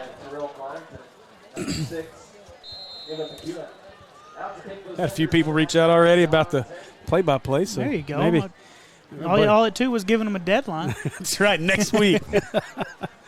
And so Tate to kick this one off. He line drives that one. It bounds. Going to be picked up. Whoa. No, got past him. Did he touch it? No. That's not a live ball as it makes its way in the end zone. Morrilton caught a huge break right there. Man, he didn't even try and kick that one in the end zone, and he still got it in the end zone. So looking out across a few scores, looks like Little Rock Christian is handling business in their matchup over there in Warriorville. Walker White just scored again, 23-yard score. That's 21-0 at the half. Walker White is a pretty good quarterback in the state. Yeah. They don't make him 6'4", 220 with that kind of size. That young man is blessed with some athletic ability and size. Oh, in the back. Oh, had him in the backfield and break the first tackle. They'll get 2. Powell still moving. They'll blow the whistle. 54, Julian Campos blowing it up right there. At least making it a lot harder on them than it had to be. Campos, another one of those really talented senior linemen on this team. And it's a great ball get off, was untouched. So 5:35 and counting left here in the first half for the Senators. 28-7. Martin gets the snap and takes off over the right side. Gets tripped up by Reese again. Tank Reese with another tackle. Tank Reese having a pretty good game defensively. Hadn't really seen him on offense in the past couple games, but keeping him fresh to play linebacker out there, and he is making some plays. Well, to be fair, he didn't get too many opportunities last week. There's not many people did. It was a shortened game, and King Freeman was on fire. Well, that's a tough offside. That's going to give him a free first down, but had a receiver. They had 2 or 3 receivers moving, but and that's what they call. They do call it. So they do call the motion on Morrilton. So back him up 5. It's the one thing. If they both moved, it's going to be on the offense. I just didn't expect to get that call. Brings it 3rd down and 9. That is not a dig at the officials. Just we're in Morrilton, and you just don't expect calls to go your way when you're on the road. So now 5 minutes to go here in the first half. It's 3rd down and 9. Martin with Tate, and that's another false start. Yeah, the receiver up top again, trying to get in a head start on it. Yeah, and there's been one call that I was questionable about. But besides that, I think we've had a pretty good game officiating-wise. I want to say a big attaboy to the Senator fans that made the roughly 40-minute drive up here to Morrilton. Got a good crowd going over there, and this Morrilton crowd has filled in nicely. It is packed over here on the Morrilton side. The only big open spot over there is where the band was sitting. Yeah. So Martin gets the snap. He's looking to his Pressure. left, now wants to go deep, just chucks it up. His receiver turns, ball short, and that'll bring up 4th down. And about 14 here as that one goes incomplete, and Martin paid for it back there in the backfield. That is a tough ball to throw when you got a guy barreling down on you right there. Now, it does seem like, and obviously this is not a team that throws it a lot, but they've almost resorted, ever since that long touchdown pass, they've almost resorted to just chuck it deep. Like there's no consistency. It doesn't look like there's a lot of plan in that route. It just chuck it deep. Now, early on, they ran those curl routes, medium routes, but they've been throwing it deep ever since. You're right. It was also, 3rd and 15 too. Yeah. So Nichols and Grill back to return. That was a high kick, but it does not go far. Got to get away from that one. It bounds at the 35. Takes a nice Morrilton bounce, though. That thing bounced an extra 10 yards. So that one will be down at midfield, and that's where the Senators will start this drive, leading 28-7. It's always good to start your possession on the other side of the 50. Yes. That kick had all the hang time you could ever want. It just didn't go very far. That's the highest kick I've seen all year. It might have been one of those that hits the scoreboard in Jerry World. That ball got up there.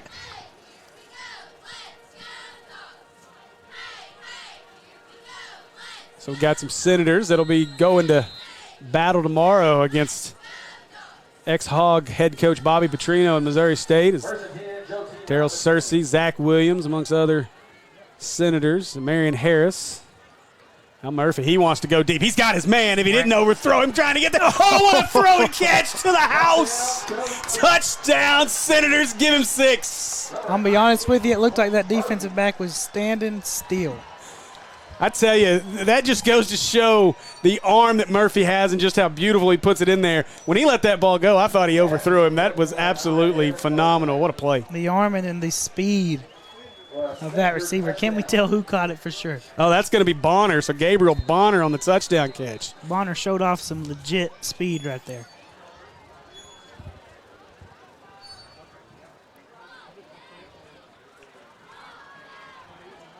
And number 99, John Tate. Tate knocks through the extra point, and as I'm trying to update Twitter over here, the Senators make it 35-7.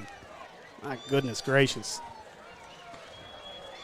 It's been a lot of Twitter updates here recently. I've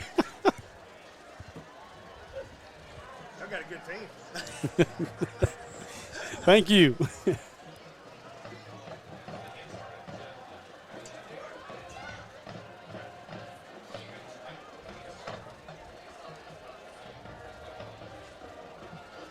I'm running out of characters over here to keep updating this. So 4:44 to go in the first half, and it has been a fireworks show here for the Senators. And you know it's a fireworks show when the Morrilton fans walk by the press box and say, you guys got a good team. Senators putting another cornerstone home lending touchdown on the board. I'm not sure that we had any first downs right there, but it's been a little bit that we've had a first down. So we'll go ahead and mention it. Relentless performance training, always doing good for the athletes. Hadn't had first downs recently, but had a lot of touchdowns. So make sure that we mention them there too. You don't need first downs when you score touchdowns in one play and 50 yards.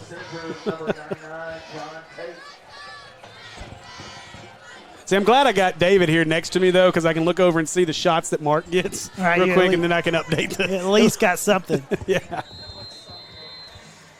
And so Tate to kick. The Senators are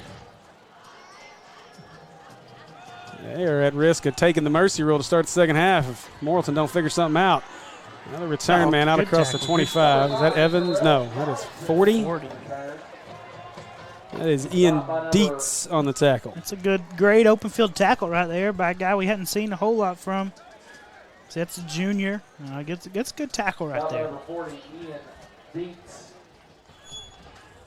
of the Senators. This will bring up 1st and 10. So 1st and 10 here, as it'll be Tate and Martin in the backfield. We've not seen much of anybody else at running back for Morrilton either. Both of these teams have stuck with their horses here in the first half. They've got their guys. They stick with them. Martin throwing quickly to the left side. Oh, what a catch. Oh. Makes the catch one-handed, now breaks away across midfield, across the 40, 30, 25, going to finally be tripped up at the 22-yard line. And what a play by number 6, McCune. What a catch. Give him a ton of credit. What a play there. That's a top 10 nominee for the week. My Lord. Ooh. That's a good way to turn around and get your offense going. Let's see if our defense can, kind of lock it back in right here after that big shot play. Quickly to the line of scrimmage as they want to go fast. That snap was a little short. Martin gets it and just runs into the pile. Get maybe 2, and now the pile pushes forward. That'll get him 2 more down to the 18-yard line. So 4 on the play, and it'll bring up 2nd and 6. This is one of those where I really, really want to see how the defense kind of steps up. They hadn't had a lot of pressure on them recently right here, so how well can they do to kind of come back from that big play, fix some of their mistakes and kind of come back and fight again. So under 4 minutes to go. Martin, he wants to throw the fade to the left side. He's got his man out there, and it is knocked away in the end zone. I don't know how that went through his arms. I thought that was a pick. He thought it was a pick. He's mad at himself. Again, great position, though, right there. Got his head around at the right time.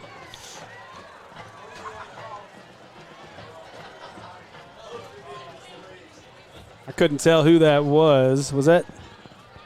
Well, I'm having a really tough time with numbers on that side of the field. Martin. Could be Bonner over there.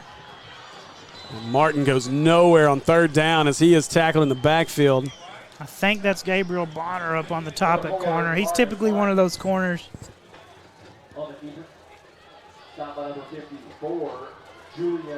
Campos and Hunt in on that tackle. Now 4th down, and Morrilton keeps the offense on the field. And offsides, that'll give them 5, and so that'll make it much more manageable. 4th and 1 with 3:25 to go in the first half. Coach Escola is not happy. They've got us on multiple hard counts right now. That took them from a 4th and 6 to a 4th and 5. That's a big difference, especially for this team, as we've talked about. And it sounds simple, but Tyler, what's the answer? I mean, it's just as simple as just watching the ball, right? Oh, yeah, you got to close your ears. Oh, man. They lost the ball, one. and the Senators are going to – oh, boy, Martin Bout made a huge mistake trying to throw that away. All right, well, here's the deal. It looks like we like 4th and 1 or 3rd and 1. Or I guess it could be Morrilton doesn't like it because they put the ball on the ground on the last 2 short yardage situations. No, but it's as simple as closing your ears and getting your eyes down there on the ball. You can't listen to what that quarterback's doing. And you can't no matter if it's 4th and short or what down it is, you can't listen to what that's going on there. You got to get your eyes right and stay locked in on what you know you're supposed to be looking at. The Senators going to come out with 4 wide on this possession. They're ready to throw it some more. Instead, Murphy, he's going to keep it right up the middle. Oh, and he just got tripped up. Good play, 27. That's Timothy Mallett. It's a good tackle. He brought the mallet. My 9-year-old would have said, Dad, that's a horrible dad joke. I mean, what other jokes are you supposed to make? So, again, they'll go 5 wide this time. I think that's Ashton in at up back. Again, I cannot tell from the angle. Yeah, I believe so. 3 receivers to the far side of the field. Chase Nichols is the only one here on the near side. 2:44 to go and counting. So they move Williams to the other side. Now Murphy looking to his right. He just lobs it up. Oh, that ball's short and going to be picked off. No, lost it. He had the pick, but it came out of his hands. Fortunate for the Senators there, and it'll bring up 3rd down. And that ball, it looked like it might have gotten tipped, but I really don't think it did. I think it just came out of his hands bad. Not sure he had the best grip on it there. It definitely looked like it just slipped. The ball was just kind of floating out there. You could tell it was not his best effort. I mean, that's worst ball we've seen from him all day. Everything else has been pretty clean besides one underthrow. Yeah, those deep ball touchdowns he's thrown tonight have just been phenomenal. Beautiful. Murphy will hand this one away to Grill. Grill going to throw it. Grill wants to throw deep. He's got Nichols out there. Oh, what a catch! Nichols makes the catch at the 20, 15, 10, 5 touchdown. It's not Nichols, sorry. I want to say that's another Ashton Williams touchdown. Let's see if we can see it. It was Ashton Williams. That's the second time this year that they've tried to they've let Brandon Grill throw the ball. They They've got a skilled guy that they know can throw the ball pretty good right there, and he put that ball on the money.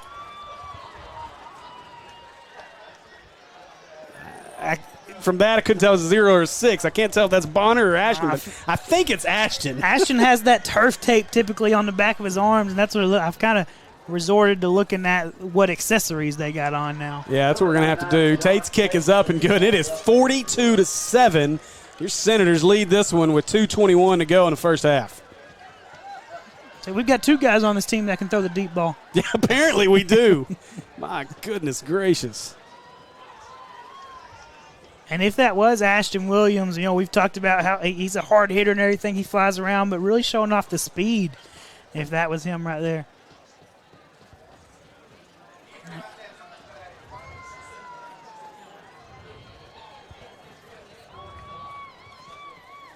I feel bad, though, man.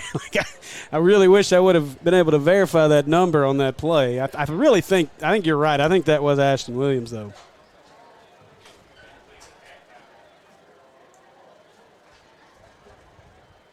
0 and 6 look exactly the same, but I think that's a 6. Yeah, it's tough to see the Was it difference. Ashton? Okay, awesome. Thank you. It was Ashton. Oh, yeah, we're getting it figured out for you. I'm telling you, it's all about the accessories now.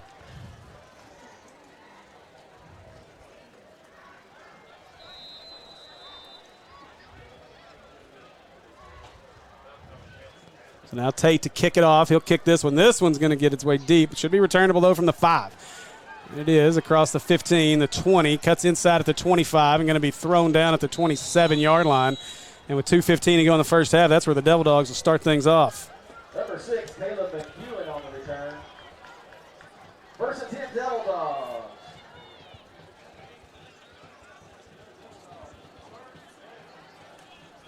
So Brandon Grill celebrating in the right way, that commitment to Arkansas State. Wonder if we'll see some of that. I tell you what, our coaches up at Arkansas State, they're feeling really good about that commitment right now. For sure. Let's go ahead and put athlete next to his name now. I think I'm going to just need a, we'll come back. Oh, there Pick it it off. is. Oh, yeah. Oh, no. Oh, what a catch. Talk about the concentration by number 5. If I can find it. That's Garlington on the catch. Great concentration right there. And guess who that was? That was Brandon Grill, who nearly had the pick 6. Sorry, we'll take the blame for that one. We'll take the blame. So give him 8 after the tip drill catch. It'll be 2nd and 2. They'll hand this one off up the middle. Ashton and that Williams. goes backwards. Destin Tate is your ball carrier. And this is an important moment for Morrilton. Obviously, a game getting away from you quickly with about 90 seconds to go in the first half. But you're going to start the second half with a running clock. We're going to have Mercy Road. It's a 35-point game now if they don't get in the end zone here. Plus, Senators get the ball to start the second half. 3rd down and 2. Great play right there from the front 7 to get kind of slow him up, and then Ashton Williams coming from behind to make the tackle. And a high snap again gets over the head of Martin. He's got to chase it down, picks it up, and he just throws it out of bounds. Good decision this time by Martin to get rid of that and not take a sack. But now another short yard situation, and they do not like these short yard situations. It's really weird. Every time they get to 1 or 2 yards, the snaps are a little off. It's tough for them.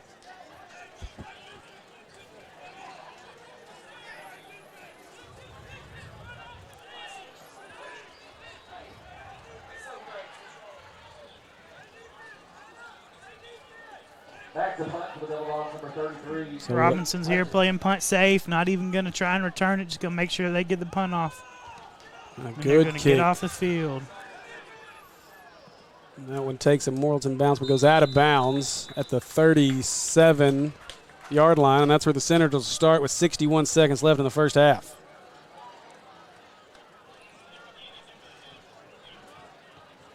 I tell you, weird thing is I don't even know that my Twitter's working anymore.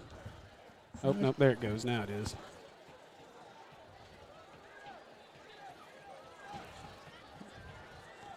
Tell you what, updates are hard to do tonight. You got to do one every Got so every many 3 of them. minutes. We're not complaining, though. We'll take it every night. Not at all. So Murphy back out at quarterback. 4 wide receivers here for the Senators. And Murphy catches the snap between his knees, takes off the left side, makes a man miss. Across the 50, if he keeps his feet, he had a chance, but he's taken down at the 40. Quentin Murphy just about took that one to the house. 53 seconds. Clock stops to move the chains. One of those that's a good snap, and he just kind of mishandled it. It caught it with his legs and then just made something out of nothing. Almost made a whole lot of something out of nothing. That's another relentless performance, first down for the Senators. There it is. Got another one finally, huh? Yeah, not getting many opportunities. One-play touchdowns. Nichols is your motion man. You get the snap. Murphy looking to him. He's got Nichols open in the flat. He has to slide to make the catch. He makes the catch at the 38-yard line, and that'll good catch to make some positive yardage there. bring up second down. Now they'll hustle it to the line here with 40 seconds and ticking here. Again, 4 wide receivers in the set. Pump fake. Murphy wants to go deep. He's got Nichols all by himself. Nichols turns, makes the catch. Give him 6. Touchdown Senators as they just continue to pour it on here in the first half. Another cornerstone home lending touchdown. Nichols put that little double move on him. Caught him sleeping on his heels. The route is on here in Devil Dog country. It was a beautiful route by Nichols as well.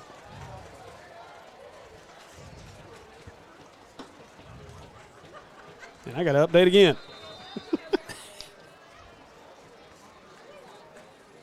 And Tate puts the extra point up. It's good.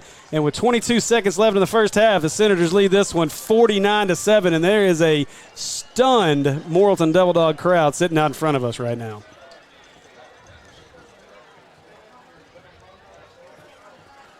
Number 99, John Tate, extra point is up. Boy, well, didn't see this one coming, Tyler. No, I didn't see this. I thought we'd see a little bit more, a little bit tougher.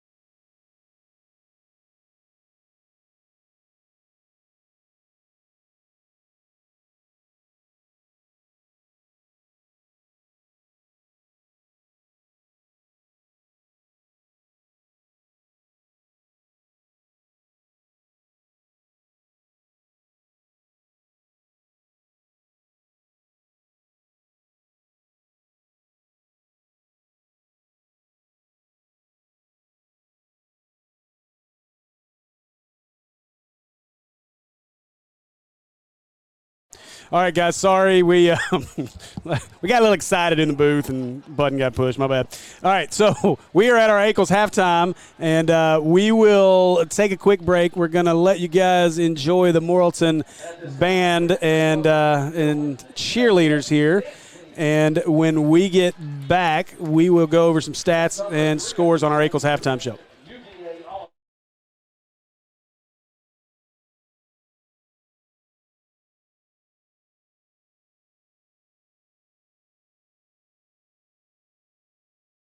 At Ackles Carver One, we are more than a carpet store. get up to 50% store-wide plus no interest financing. Plus, add installation and get $300 cash back. We make it beautiful for less.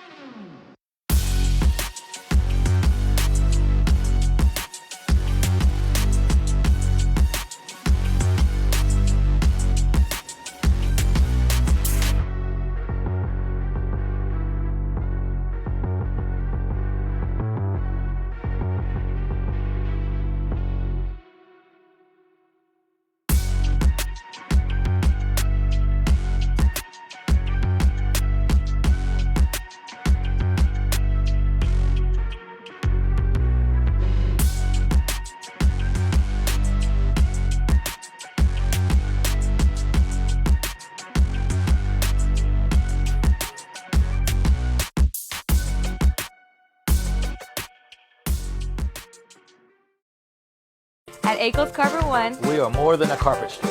Get up to 50% store-wide plus no interest financing. Plus, add installation and get $300 cash back. we make it beautiful for less.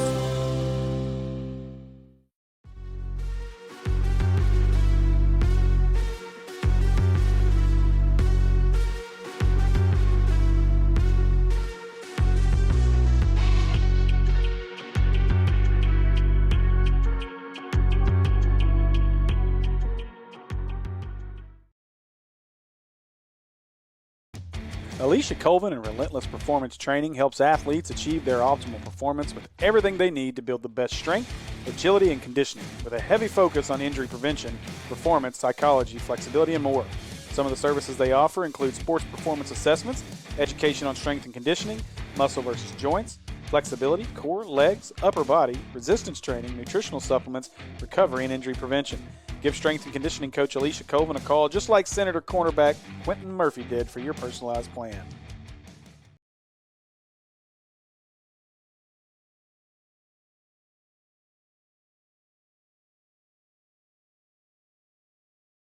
All right, guys, thanks for joining us for our Akel's halftime shows. We await the bands to come out on the field. I believe the Robinson Band is going to perform first, so we'll make sure we've got our sound up and going and get you guys an opportunity to see our band. I do apologize. I believe sound is good now, right? Everything's good. Okay, so we had a little mishap in the booth here, but we're all good. We're all good. It's been a night of technical difficulties. We apologize. I do see Mr. Freeman said we do want to hear the game.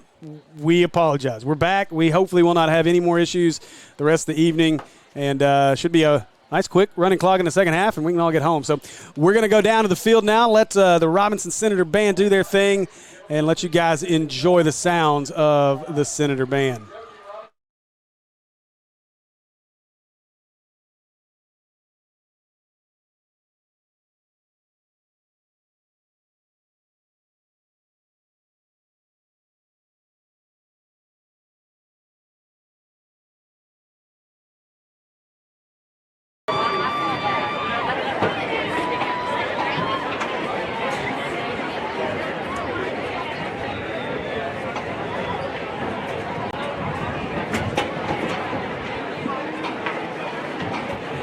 In there.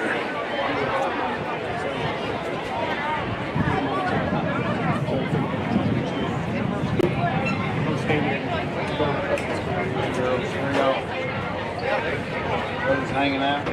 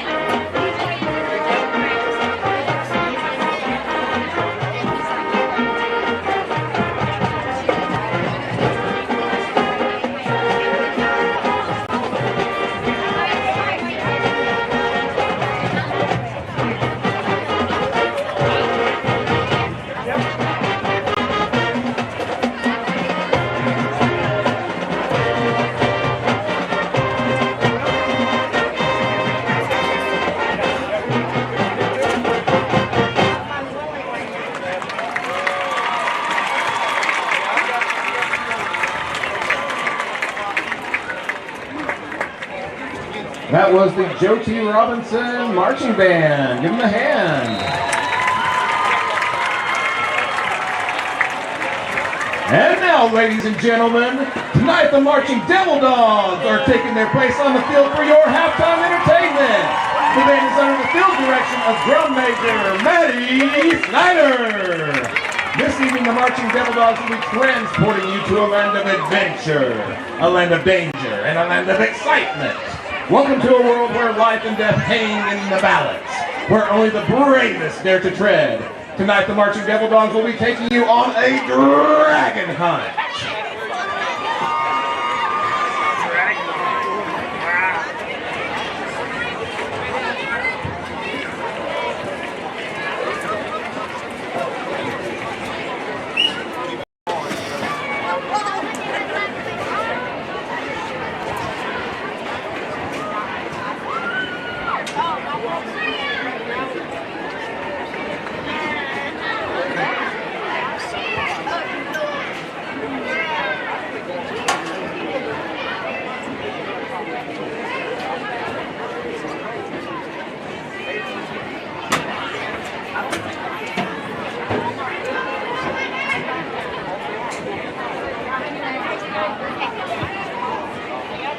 And now, here is the 2022 edition of the Morrilton High School Marching Devil Dogs!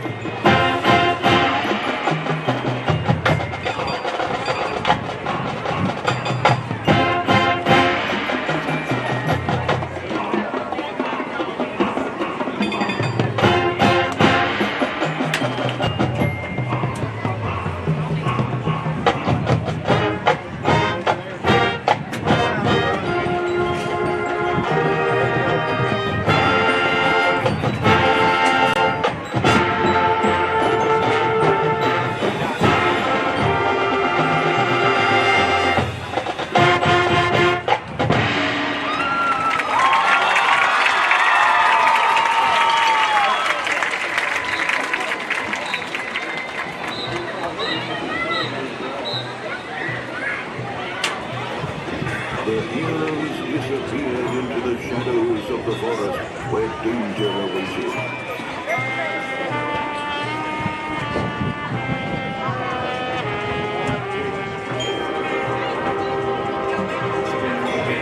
Yes, sir.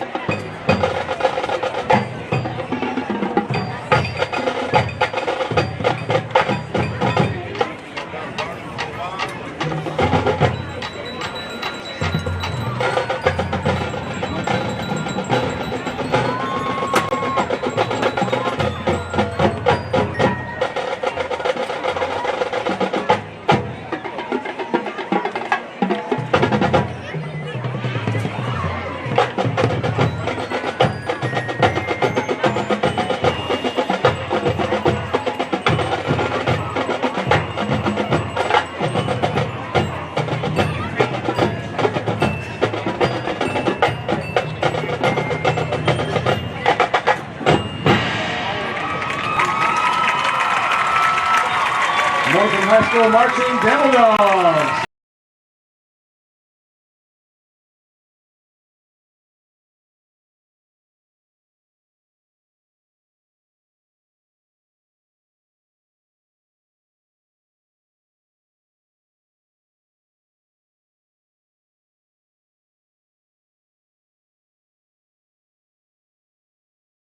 All right, guys, we're back. And again, we apologize. We've not had this many technical difficulties at all. And we do apologize for all the technical issues tonight. And we'll do our best to make it up to you before we get to next week. Going on the road, this is life on the road in high school football because you just never know what exactly you're going to get from a connectivity standpoint. And that one was just odd. I don't know why we dropped that time because everything was perfect.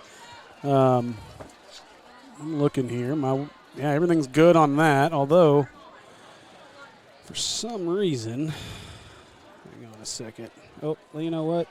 We're going to hang on a second. That could be an answer to the problem.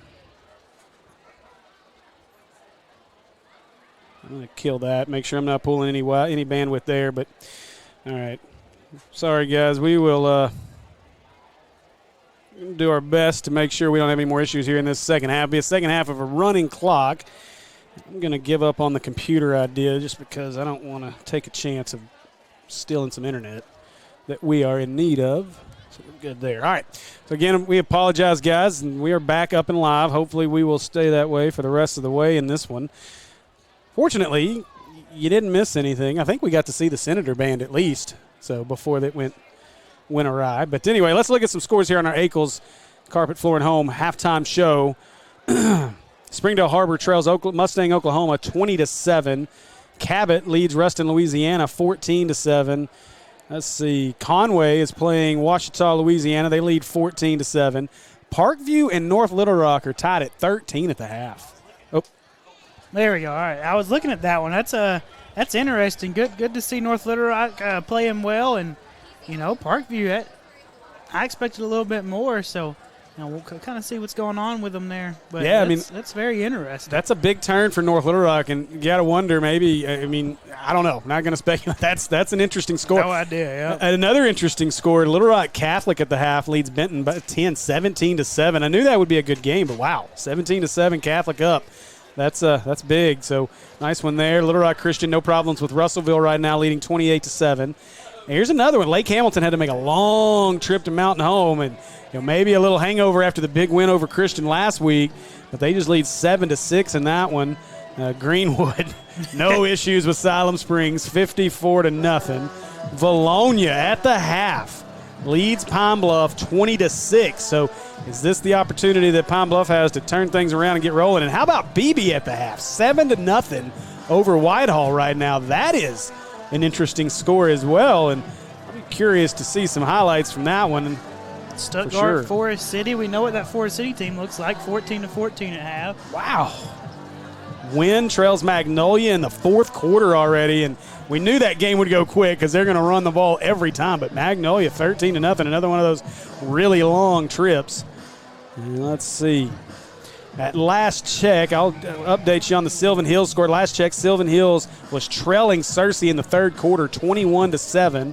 And at last check, at homecoming, your Mills Comets led Watson Chapel 28-0. Tyler, any other interesting scores you're finding in there? I'm going to jump over to YouTube and look up some of our other PCSSD schools real quick. Kind of looking at the rest of 5A. Those are some wild scores to see throughout the state in 5A and 6A.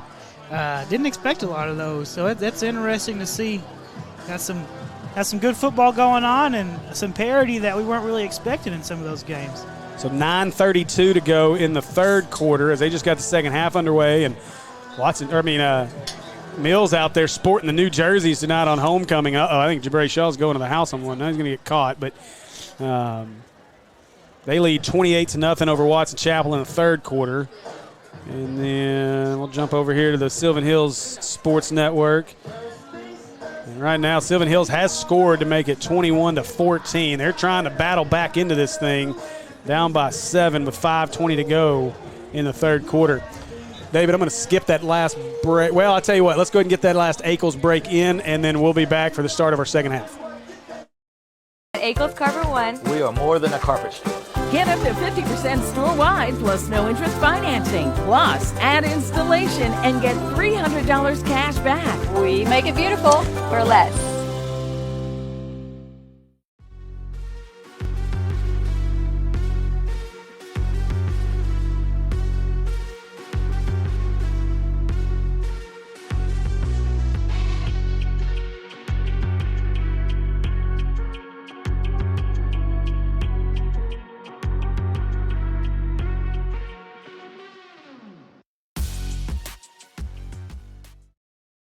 At Akel's Carver One, We are more than a carpet store. Get up to 50% store-wide plus no interest financing. Plus, add installation and get $300 cash back. we make it beautiful for less. All right, welcome back, Senator fans, as we are back here on the Robinson Sports Network, brought to you by Natural State Sports and part of the PCS SD Sports Network. And as we take a look at what we got going here in the second half, I don't have any stats, so we just know that Quentin Murphy had a really nice first half. Noah Freeman had 2 touchdowns. Chase Nichols threw a Brandon Grill threw a touchdown pass. It was a fun first half. Ashton Williams caught 2 touchdown passes. We think at least one for sure, maybe 2. Although I think Bonner was one of those. Bonner got one as well. But we've got. I mean, how many have we had? 7. So there's enough to go around for everybody. Ryan Nexus on our YouTube chat says second half's going to go by fast with the mercy rule, and the Senators have used their bye week well, so much sharper than against Fort City. I 100% agree. Yeah. 100%. And against a team that's much more talented than Fort City, even though we saw Fort City, tied up with Stuttgart in their game. But great, that's a great point, Ryan. And I know talking to Coach Escola in pregame, they were ready for this game. They've been chomping at the bit. They knew they didn't play as well as they could in the first 2 games. I think they were a little disappointed in some tackling, maybe a little bit of their physicality, especially against PA in a game that, we saw that game got slowed down a ton just because of all the cramping. And so conditioning was an issue with the heat and the humidity in that game. And now you finally get into football weather. You're 3 weeks into this thing, 4 weeks with the bye week. You're actually starting to feel more in football shape and ready to go. And so we're seeing that out here on the field against a good Morrilton team tonight. Oh, yeah. I'm telling you, weather tonight, this is exactly what you're looking for when you're going out to a football game. It's beautiful. You can tell we're in better shape now than we were at the start of the year, and that's just how it goes. As the year goes on, you get into game shape because you can do all the running you want in practice and everything, but you never really get into game shape until you play a couple because you can't really mirror what actual game is like. Because you got the adrenaline flowing, and there's just a bunch of different stuff that goes on during the game that you can't mirror in practice. I want to say real quick, I'm going to jump over. Did I lose it? I guess I lost it. I'm going to say a big thanks to our sponsors. Of course, our friends over at Relentless Performance Training. Thank you. See, you come prepared. Look at you go. But I want to say thanks to our friends Alicia Coleman, strength and conditioning trainer at Relentless Performance Training. You reach her at actlpartners@gmail.com, or you can find her online. And I'm going to update something real quick because I need to jump over here, and I forgot to update this on my sheet. But let me jump because Alicia has a new number that you're going to need to reach out to touch base with her. And I got to find it here. Hang on. That's what I get for not saving things. So the new number for Alicia, 501-517-9972. Give Alicia Coleman a shot at give her a call for all of your training needs, as well as our friends over at Cornerstone, Dio Vanucci and Cornerstone Home Lending. Go see them at loansbydio.com or text Dio to 36260 to get your home ownership journey started. All right, we're ready for the second half as they'll try a little pop kick to get things going. It is caught at the 40, and that's where the Senators will get started. Caught by 16. That is Canaan Ball. Bell. Canaan Bell. Bell on the return. Yep, that's a knee. Bell, a little dark in here. These laminated sheets get a glare. It's almost as bad as the glare off of those jerseys down there. All right. This would have been one of those nights that probably should have come up with some blowout notes because it would be a long second half. Murphy is not in there at quarterback. That is Grisham. He lost it. Morrilton picks it up. Oh, no, they can't get it. The ball's still loose. Rolling around. Still loose. Morrilton's got it at the 25-yard line. And not a good start to the second half as Morrilton recovers the fumble. And they'll get the ball here. in the second half. Great field position at the 25-yard line. Coach Scola, let some of the second stringers come in. That's not what you want to see, but you do really want to get them some good reps so they're ready at anytime you need them.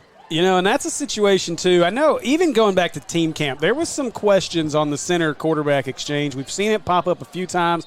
We've seen it a few times even in the first half of this game. And so you got to think maybe that's something you're going to see them really try to work on a lot here in the second half.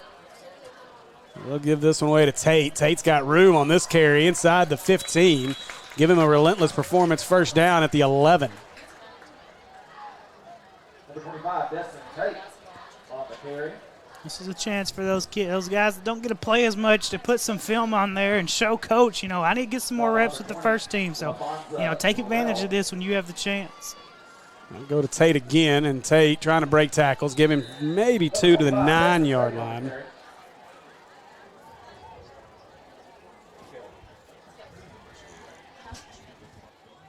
I'll give you a quick rundown of the challenge that I instituted earlier in the season during the benefit game, but your subscriber numbers after this play.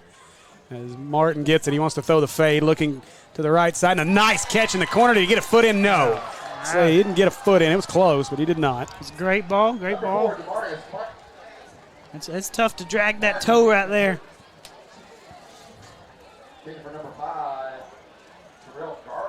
Garlington was the intended receiver, and good throw, just couldn't get a foot in. So that makes it second down here and 7. Again, trying to get the centers to jump off sides as Martin looks to the sideline, gets the call. Tate set, up man set. Devil Dogs get the snap. Martin rolls to his right, pressure coming, has to jump past. Nice throw to Tate. Oh. He is hit hard at the 2-yard line. 28. 28, Jalen Knowlton. I think that's who that was Knowlton. It wasn't 26. It was a little taller. Unless it was 20. That's a 28. That's a relentless performance. First down, though, on the play, and it'll bring up first and goal for the Devil Dogs. First and goal for the Devil Dogs. Martin gets the snap. He'll go to Tate. No, he kept it, and Martin's going to score as Martin jogs in for the cornerstone touchdown. And Morrilton trying to salvage the scoreboard here as that makes it 49-13. Alton wanting to make sure they take advantage of these extra reps as much as Robinson. Make sure you can still get some good work in on both sides of the ball. And it's a long conference season. At the end of this night, both teams will be 1-1 in conference. Well, Robinson will be 1-0. They'll be 1-1 in conference play, but far from over with 7 conference games left, 6 for Morrilton. So yeah, you're right. This is an opportunity to still try to get some good reps in and maybe get a better taste in your mouth before you get to the end of this one. Anytime there's time left on the clock, got to make good use of the reps you get. So I issued that challenge in our benefit game against Lone Oak, and I said, you don't want to be the network that falls behind in the PCSSD Sports Network challenge of subscribers.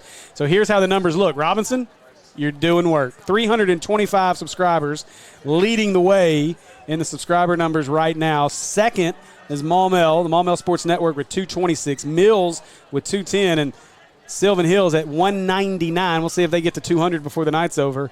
And so great job to all of our PCSSD schools. We appreciate you all. But Robinson, you're tearing it up. Almost 100 subscriber lead.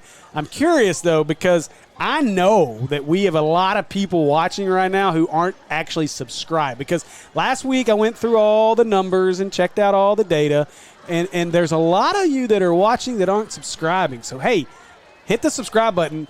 The biggest reason is you'll get an update every time we go live. So, like these times we have technical difficulties and we have to drop the live and then go live again, you'll get a notification when we go live again, so you won't ever miss it. It doesn't cost you anything. All you got to do is have an account. That too. It's free. The kick is returnable at the 14-yard line. Across the 30, 35, and it's hit right there. Nice hit there by the Bulldogs, or the Devil Dogs, sorry. And number 21, William Martin on the return. Who is that? 20. Number 27, Timothy Mallett. 20-something. I think that's 22, but do we have a 22? Yes. Be Faust, 5'8". That would be about the right size, so believe that was Faust. You guys will correct us in the comments, as I've seen you do a few times tonight. We appreciate that. Hey, look, man, when we first started this thing with Maumelle, I promise you, we got numbers, names wrong. There's a young man playing at the University of Arkansas right now by the name of Nico Davier, and I butchered his name for a long time. So Grisham hands this one off to Acuna. See, it's been a half since I've had to say it. Now I'm going to butcher Malik's last name again, even though Escola told me 17 times how to say it. I was relying on you to remember, Tyler. I'm sitting here trying to remember it. Okene? Okene. I think that's right. I think that's right. I think that is right. Again, you guys will let us know in the comments of how wrong we are. Good group, 64 live watching us right now. Make sure you share it out. I know it's a blowout, not a lot of action as we're 6.5 minutes left in the third quarter already. So Grisham gets the snap, and he's going to throw. Grisham rolling to his right, being chased by a Devil Dog defender. Flag gets thrown. Ball is in the hands and out of the hands and falls harmlessly to the turf. Typically, it's going to be a hold back there as quarterback's rolling out.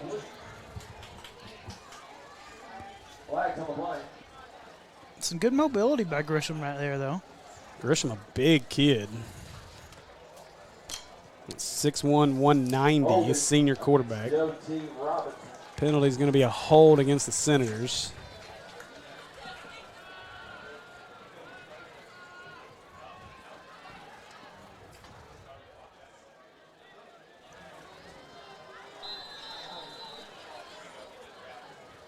So that's going to bring up a second down and a really long way, all the way back at the 20-yard line. They need the 46 for first down. So if my Bryant math is right, that's 26 yards.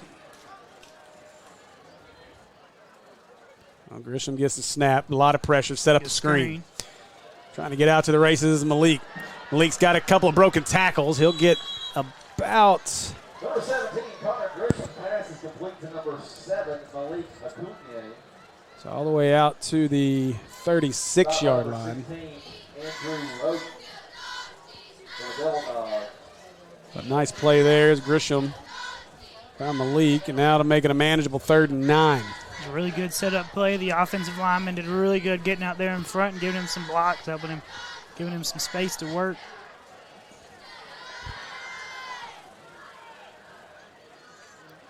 Grisham gets the snap. Now he wants to throw to the right. He's got his man. Nice throw, nice route. That's another relentless performance. First down out to midfield. Great throw and catch. Good ball on time. Put it right where he needed to put it. I think that's number 16 on that catch, which would be Kanan Bell. So quarterback to quarterback on that play.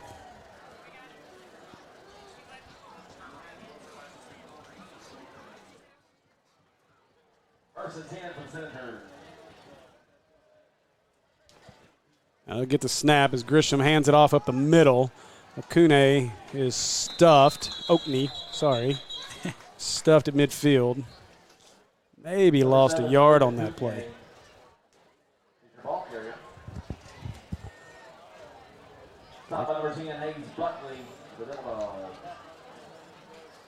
So that'll bring up second down and 11. Robinson, as the clock continues to run here. Mercy rule in the second half down to 4 minutes. I guess officially it's called the sportsmanship rule.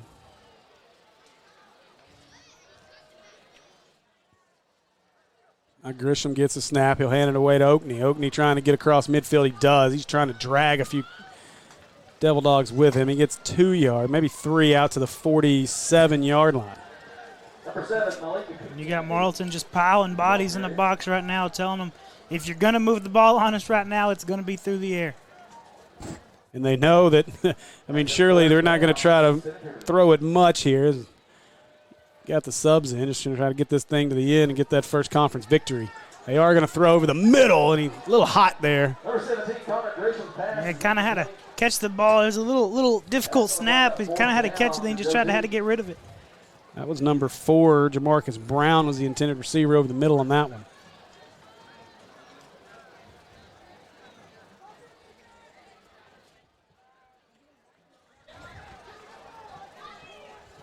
So again, I want to mention our Senator alum who will be doing work tomorrow up on the hill in a big ball game against Missouri State, and Bobby Petrino. Daryl Searcy, as well as Marion Harris and Zach Williams on the defensive side, getting the start. Excited to watch our Senators show out up on the hill. Now Grisham's got a wide open man down the sideline. Makes the catch at the 20. Cuts inside. He's going to be thrown out of bounds at the 10-yard line. And that'll be a relentless performance. First down. It's another good ball by Grisham right there. It's good to see after had that fumble snap at the start of the half. Good to see come back and put some good balls in there. 16, Bell. That was Kanan Bell again on the catch. Bell with a couple of catches here on this drive. 2:05 and counting to go here in the third. First and goal for Joe T. Robinson. First and goal from the 10. Grisham hands it away to Oakney. Oakney trying to go around the corner. Gets tripped up at the 10. Falls forward to the 9-yard line. Your ball carrier. Second down and goal for the Senators.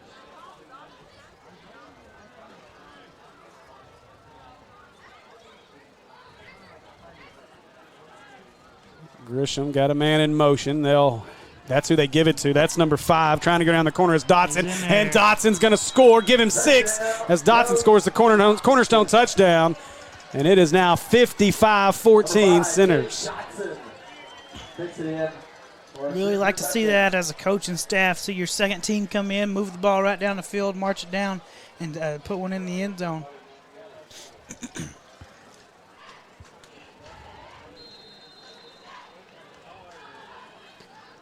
Now Tate needs a holder. You could just do the drop kick. That's still legal in high school? Oh.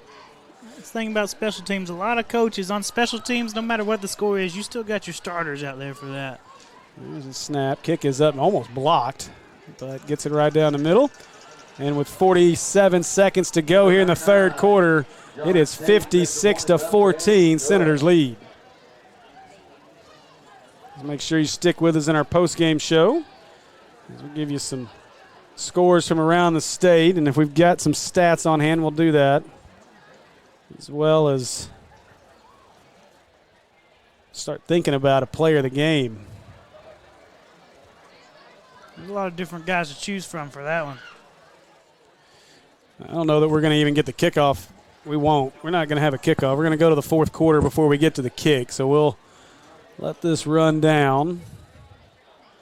And that's going to do it. So after 3 quarters of play, we'll head to the fourth. Your Senators lead this one over the Morrilton Devil Dogs 56-14.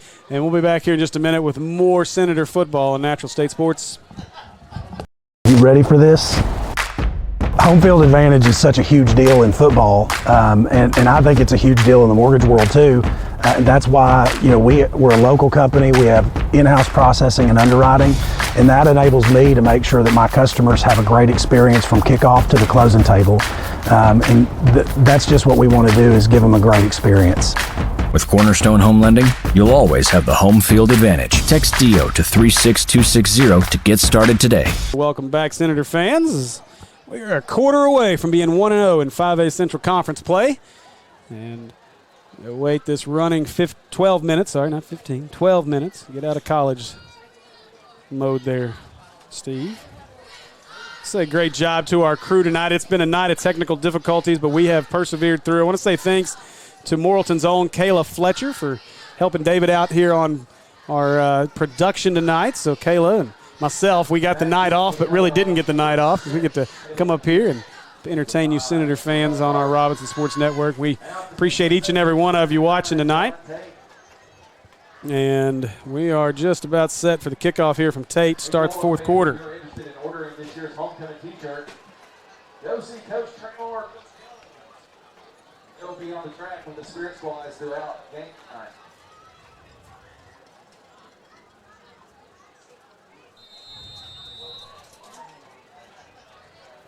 Tate set to kick this one off. Return man back deep, and he kicks it short. Going to be returnable from the 26-yard line. That is number 12. Breaks one tackle, and now it's going to be yanked down at the 37-yard line, making it the 36. It was Hunter White on that return for the Devil Dogs, and that's where the Devil Dogs will start their first possession of the fourth quarter.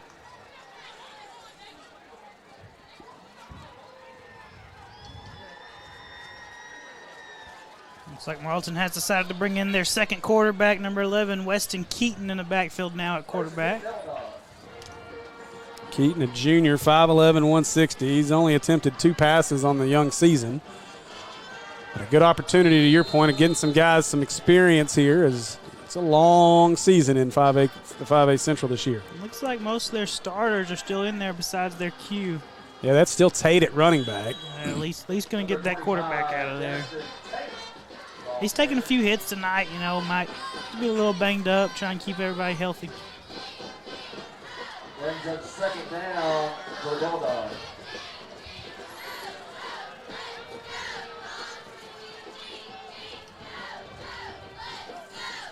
Keaton looks to the sideline, gets the play call.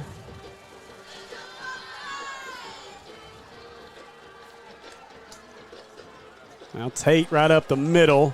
He's got a relentless performance, first down, and he threw a tackler off of him as he crosses midfield into Senator territory at the 48-yard line. We knew Tate coming in. He's a tough runner, big, strong kid. Finally getting a little bit of room, and he's having fun with it. Drifting Lad. And that's the Morrilton Devil Dogs. Another relentless performance, first down there for the Devil Dogs. I tell you, if you're looking for a ball game across PCSSD right now, as Keaton wants to go deep. He chunks this one up and overthrows his receiver. Number 11, Weston Keaton's pass is incomplete. Looking for number 5, Terrell Garlington. Looking for Garlington on that one. But over in Sherwood, Searcy is trying to score here with 6 minutes to go. It's 21-21. Sylvan Hills has battled back from 2 scores down. Had good coverage on that last play by Caleb Jones, number 27. We'll join our friends Jake Hall and Dylan Davis on that call. Now Tate again. He cuts to the right side. He's doing a good job finding some holes here against this second-team defensive line. Tate gets 8 on the play. It'll be 2nd and 2. Stop by number 5, Jay Dodson. Searcy just scored to go up 27-21. Quick look at the other. So in the fourth quarter, Mills leads Watson Chapel 34-8. Keaton will give it away to Tate again. Oh, goodness gracious. Met in the backfield. Some laundry on the field as well. Is that 45 on the tag? We're not on the 45. Can't be. What's that? 28. Jalen Knowlton. Knowlton's made a few plays here as of late. Good hit right there at the line of scrimmage. The penalty is holding on Morrilton. That's going to back it up 10. So, again, the short yardage situation is playing havoc on this Morrilton team. And in a game where you would think that you're at the advantage in short yardage. But Robinson has shut down any advantage they may have thought they had, and has absolutely dominated this game really from the start. So Keaton now 3rd and 13, trying to get our Senators to jump offside. They will not oblige this time. Gotten that fixed a little bit at halftime. New group in there as well. So Keaton looking to his left, now back to his right. He throws it up over the middle, and nobody there. As one receiver cut the route off to the right. His other receiver went over the middle. That pass was in a hole of nobody up to the right. Got a Senator down. Might be Knowlton.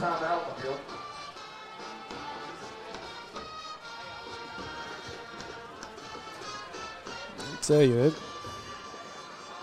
jersey numbers are hard to see down there right now.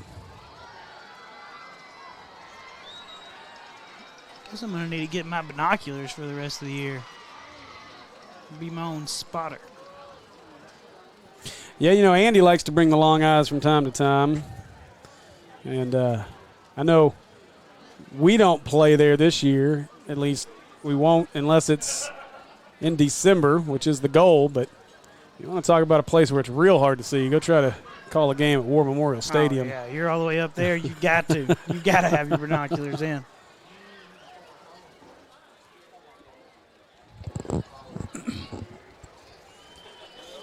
Mills up 34-8 and driving, trying to put 40 up yet again. Looks like that is Knowlton, though. He's got a little jog off the field. That's good to see, getting off on his own power.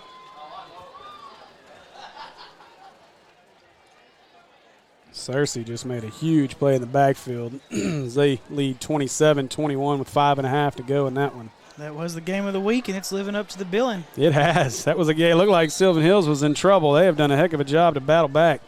All right, so Morrilton set to punt here with 7:45 to go. Good snap. Kick is away. And a good high kick. And that one hits and goes out of bounds. That was number 34. It's KJ Kelly, sophomore, back there on the return. Thought he might get a shot at it. He thought so. He's just so high. I mean, there's so much time for the coverage team to get down there. If you are going to catch it, you better fair catch it. Yeah.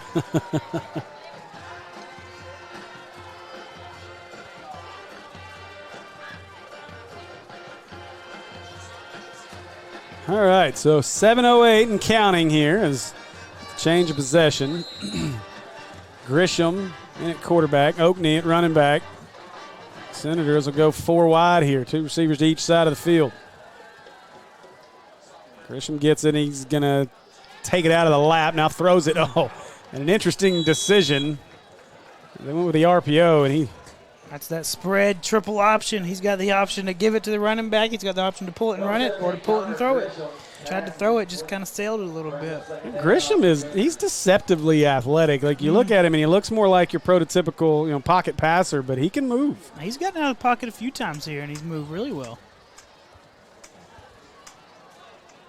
A really good group watching that Sylvan Hills game. So you guys make sure that you're subscribed to our channel, and then if you have, jump over there and subscribe to that Sylvan Hills channel, as well as our Mills and Maumelle Sports Networks as well. While you're at it, click on the Natural State Sports one, and you subscribe to that one too. I'll hand this one up the middle to Oakney. He's trying to break a tackle, and he does. He's across the 35, across the 40, off to the races. That looked like a horse collar at midfield. They pulled him down by jersey and shoulder, but a penalty back at the 30-yard line. I think we might get a hold down there. That was really good by Oakney to split those 2 defenders and break some tackles. But holding against the Senators. That is a hold, so back him up 10. I'll back it up to the 20, and at this point, you're just trying to run the rest of the clock with 5.5 to go.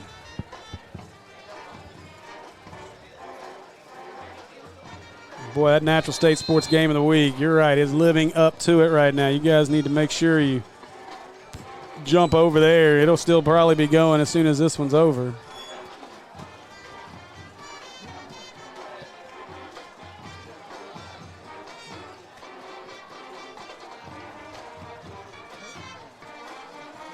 Grisham will give it to Oakney to the left side. Now Oakney finds a little seam. He's out over the 25, and another penalty on the field.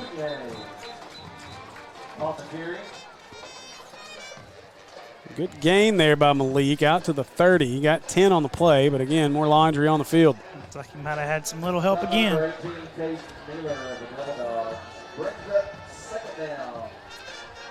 I think a lot of these holdings they're getting on our receivers out there. Walking back.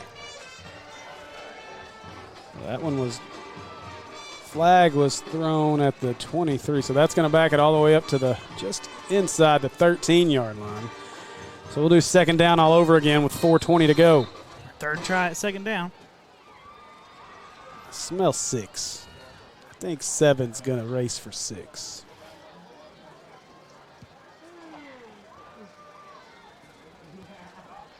Instead, Grisham wants to throw.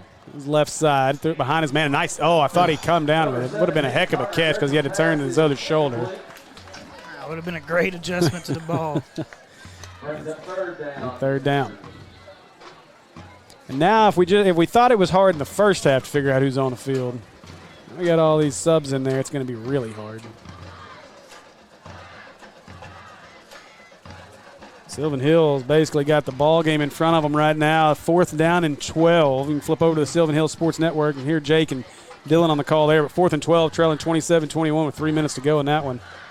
They're going to go for it. Grisham with a motion man. It's the snap. Looks to his right. He's got his man in the – oh, a nice throw. Nice route.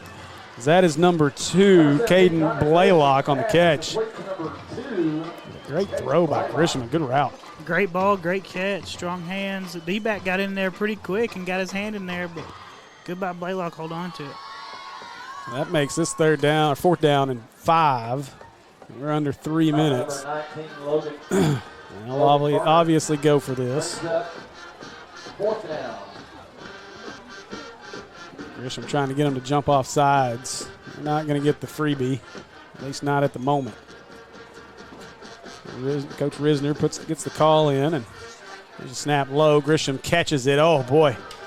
Morrilton thought they had a pick six. Ball falls incomplete, and that'll be a turnover on downs. And again, I promise you, when Coach Escola and his staff, and they all go back and look at film, the number one thing they're going to try to clean up between now and next Friday is going to be that center quarterback exchange. They got to clean up those snaps, and they got to clean up the penalties, too.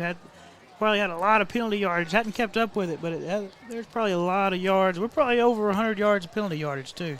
Yeah, and you've seen a few here in this second half. Obviously, running clock makes things move quicker, but, yeah, it's not like it's been a bunch of second-teamers in there getting the penalties. Oh, yeah. It was a lot in the first half. Now Keaton, quick whistle here. Flag on play.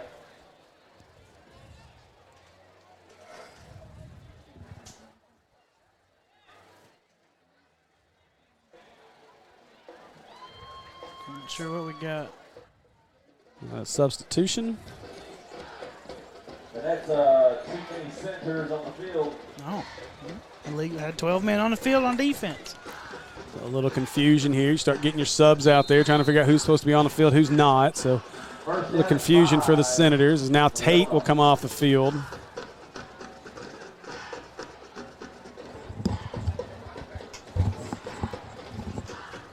Now Keaton gets the snap, hands this one away. That is 36, who has a huge hole. He's hit hard, though. Number 36, Nick Hammock. I think that was 40, I believe. Dietz on the tackle. He made a nice, hard hit. We went so deep in the depth chart that we don't even have a number anymore, I think. Let's see, I got a 35. Oh, there we go. Nick Hammock, sophomore. That's who they go to again. That was a relentless performance, first down on that last play as we're under a minute to play here.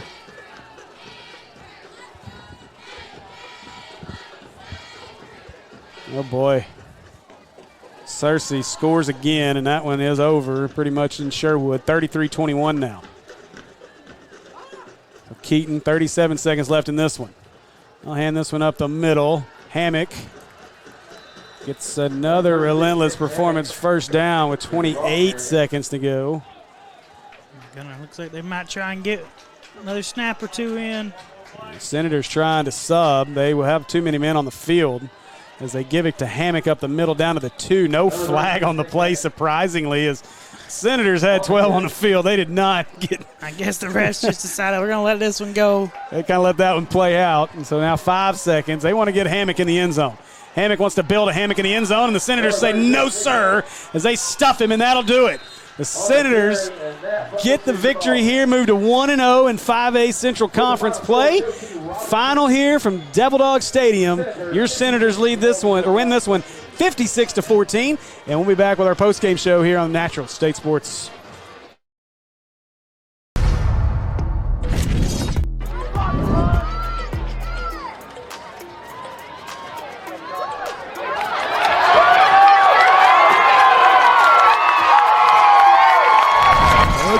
Let's see if we can make work here. And it looks like Rigo is looking left to Pierce, but the pressure is back there.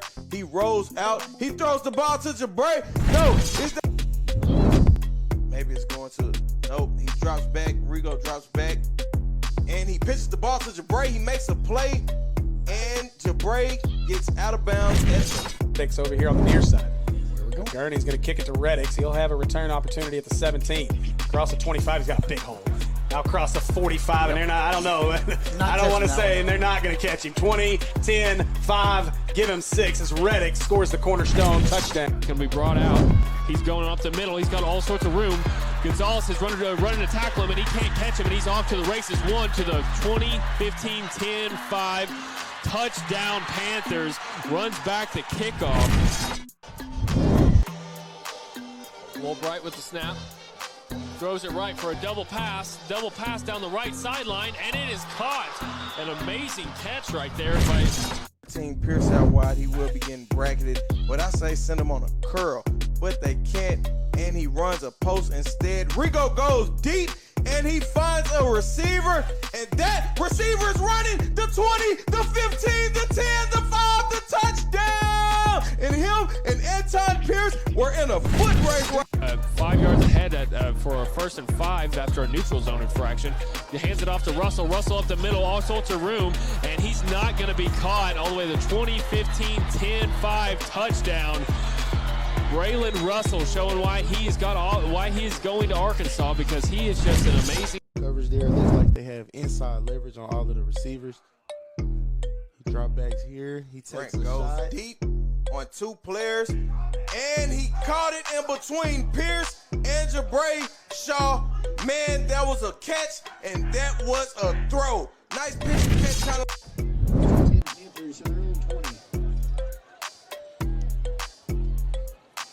Then comes out 5 wide. 5 wide. Looks like they're going to go deep right here. Woolbright chunks it left. It's going to be a double pass. Wide open down the field is number 5, who catches it. 40, 35, 30, 20, 15, 10, 5. Touchdown, the Panthers. After a double pass works to perfection for them.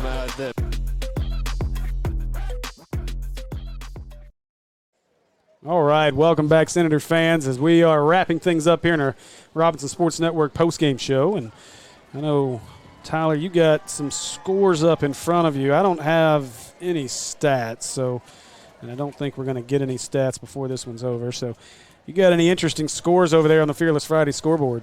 Well, we highlighted that Parkview game at the start of ours here just because, they're the one team picked above this Robinson Senators in 6A, and right now they're down 13-20 to a North Little Rock team that has struggled so far this year. Maybe they're putting it together, but it's interesting to see Parkview. Yeah, that is interesting. Catholic leads Benton 24-14. I'm going to go look across some of these other 5A Central scores. Valonia's up 23-12 now on Pine Bluff, and then BB still 14-0 over Whitehall. That's an interesting turn for Whitehall from last week against Maumelle. Really lit up the scoreboard, and now it hadn't got anything across yet against BB. That is a very, very surprising score. There's no way in the world. Definitely not 14-0. You knew BB was going to struggle to score, just losing their quarterback, but that is surprising to see Whitehall right now with a goose egg on the scoreboard. Our other PCSSD scores real quick as you look through that Fearless Friday scoreboard. Just under 5 minutes to go over on Dixon Road at the U. Mills is up 42-14, and again, they just keep scoring lots and lots of points each week. And then I'm going to jump over Sylvan Hills. I believe that game should just be wrapped up, and it just about is. 1:12 to go. Well, I say that. Sylvan Hills, they got a shot still. It was 34-21. Sylvan Hills just scored to make it 34-28. You guys feel free to switch over there to the Sylvan Hills Sports Network right now in our Natural State Sports Game of the Week. But 34-28, and I believe we're probably about to see an onside kick from the Bears. So we'll keep an eye on that one. And then let's see. Again, that North Little Rock score over Parkview, that's surprising at 20-13. And keeping it in the Little Rock Metro, Little Rock Catholic still up on Benton, 24-14. Let's see. Valonia, you got that one. So that wraps up our 5A Central scoring as well. And that's probably it on the really interesting games across the state. So before we break, if you guys haven't yet, I challenge you to jump over there to the Sylvan Hills Sports Network real quick. I'm going to look. I just want to see if they recover this onside kick, and then we'll be done here as they kick the onside.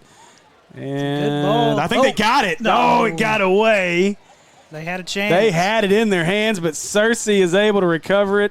Sylvan Hills does have 2 timeouts, but that will pretty much do it, as it looks like Cersei's going to come away with a hard-fought victory in our Natural State Sports Game of the Week down in Sherwood. So tough break for our PCSSD brethren, Sylvan Hills Bears. But Tyler, any last thoughts on this one? I guess we're looking for our player of the game, right? I guess with we had a bunch of guys step up tonight, a lot of touchdowns, but Quentin Murphy to me just put some balls in some great spots for those receivers to make some plays tonight. Yeah, I was torn because obviously a couple plays by Brandon Grill. Grill had a nice game, and woulda, coulda, shoulda. If Brandon, if you will go back and watch this, If you would have held on to the pick six, I might give you. I think he gets. Again. I mean, to me, he gets it if he gets that pick six. But I'm with you. I'm going to go with the sophomore Quentin Murphy tonight. Quentin with a great game out there tonight. We'll get official stats for you from Coach Escola just as soon as they're available, and I'll get that out on social media. Make sure you follow me at Steve_NSS. Tyler, do you know yours off the top of your head? It's at Tyler Chenault, right? I think Something so. like that, Yeah, it's pretty simple. It's at Tyler Chenault or Tyler_Chenault. It's something with those in there. There you go. All right, guys. Well, let's wrap things up here. That's going to do it for us tonight. I'm Steve Henson, along with my broadcast partner, Tyler Chenault. Of course, our producer tonight, David Tooley. Great job tonight, man. Even though you hit the button on us, you did a great job. Fantastic. Kayla Fletcher, I want to say big thanks to Kayla for helping us out here. Our Morrilton. She's at home tonight, so she gets to come hang out here at her home stadium. We appreciate Kayla helping us out. And, of course, my buddy Mark Miller, Joe T. Robinson alum out there running the cam. We thank Mark for doing such a great job for us each and every week. And let me do one more thing before I cut us loose. Sorry to mess you up there. So, as we look ahead to next week, we will be at Watson Chapel. Pregame show at 6:30. And we'll get things started with kickoff at 7 o'clock. So be sure to join us on the Robinson Sports Network. You'll be hearing from our guy Tyler Chenault. If you want to hear me again next week, you're going to have to jump over to the Maumelle Sports Network YouTube channel and listen to me as I'm on the call for the Maumelle Hornets and the Pine Bluff Zebras. So that's going to do it for us for tonight here from Devil Dog Country. Your Robinson Senators get the win 56-14 and move to 1-0 in conference play. That's going to do it for us here at Natural State Sports. I'm Steve Henson. For Tyler Chenault, we'll see you next week. Go Senators.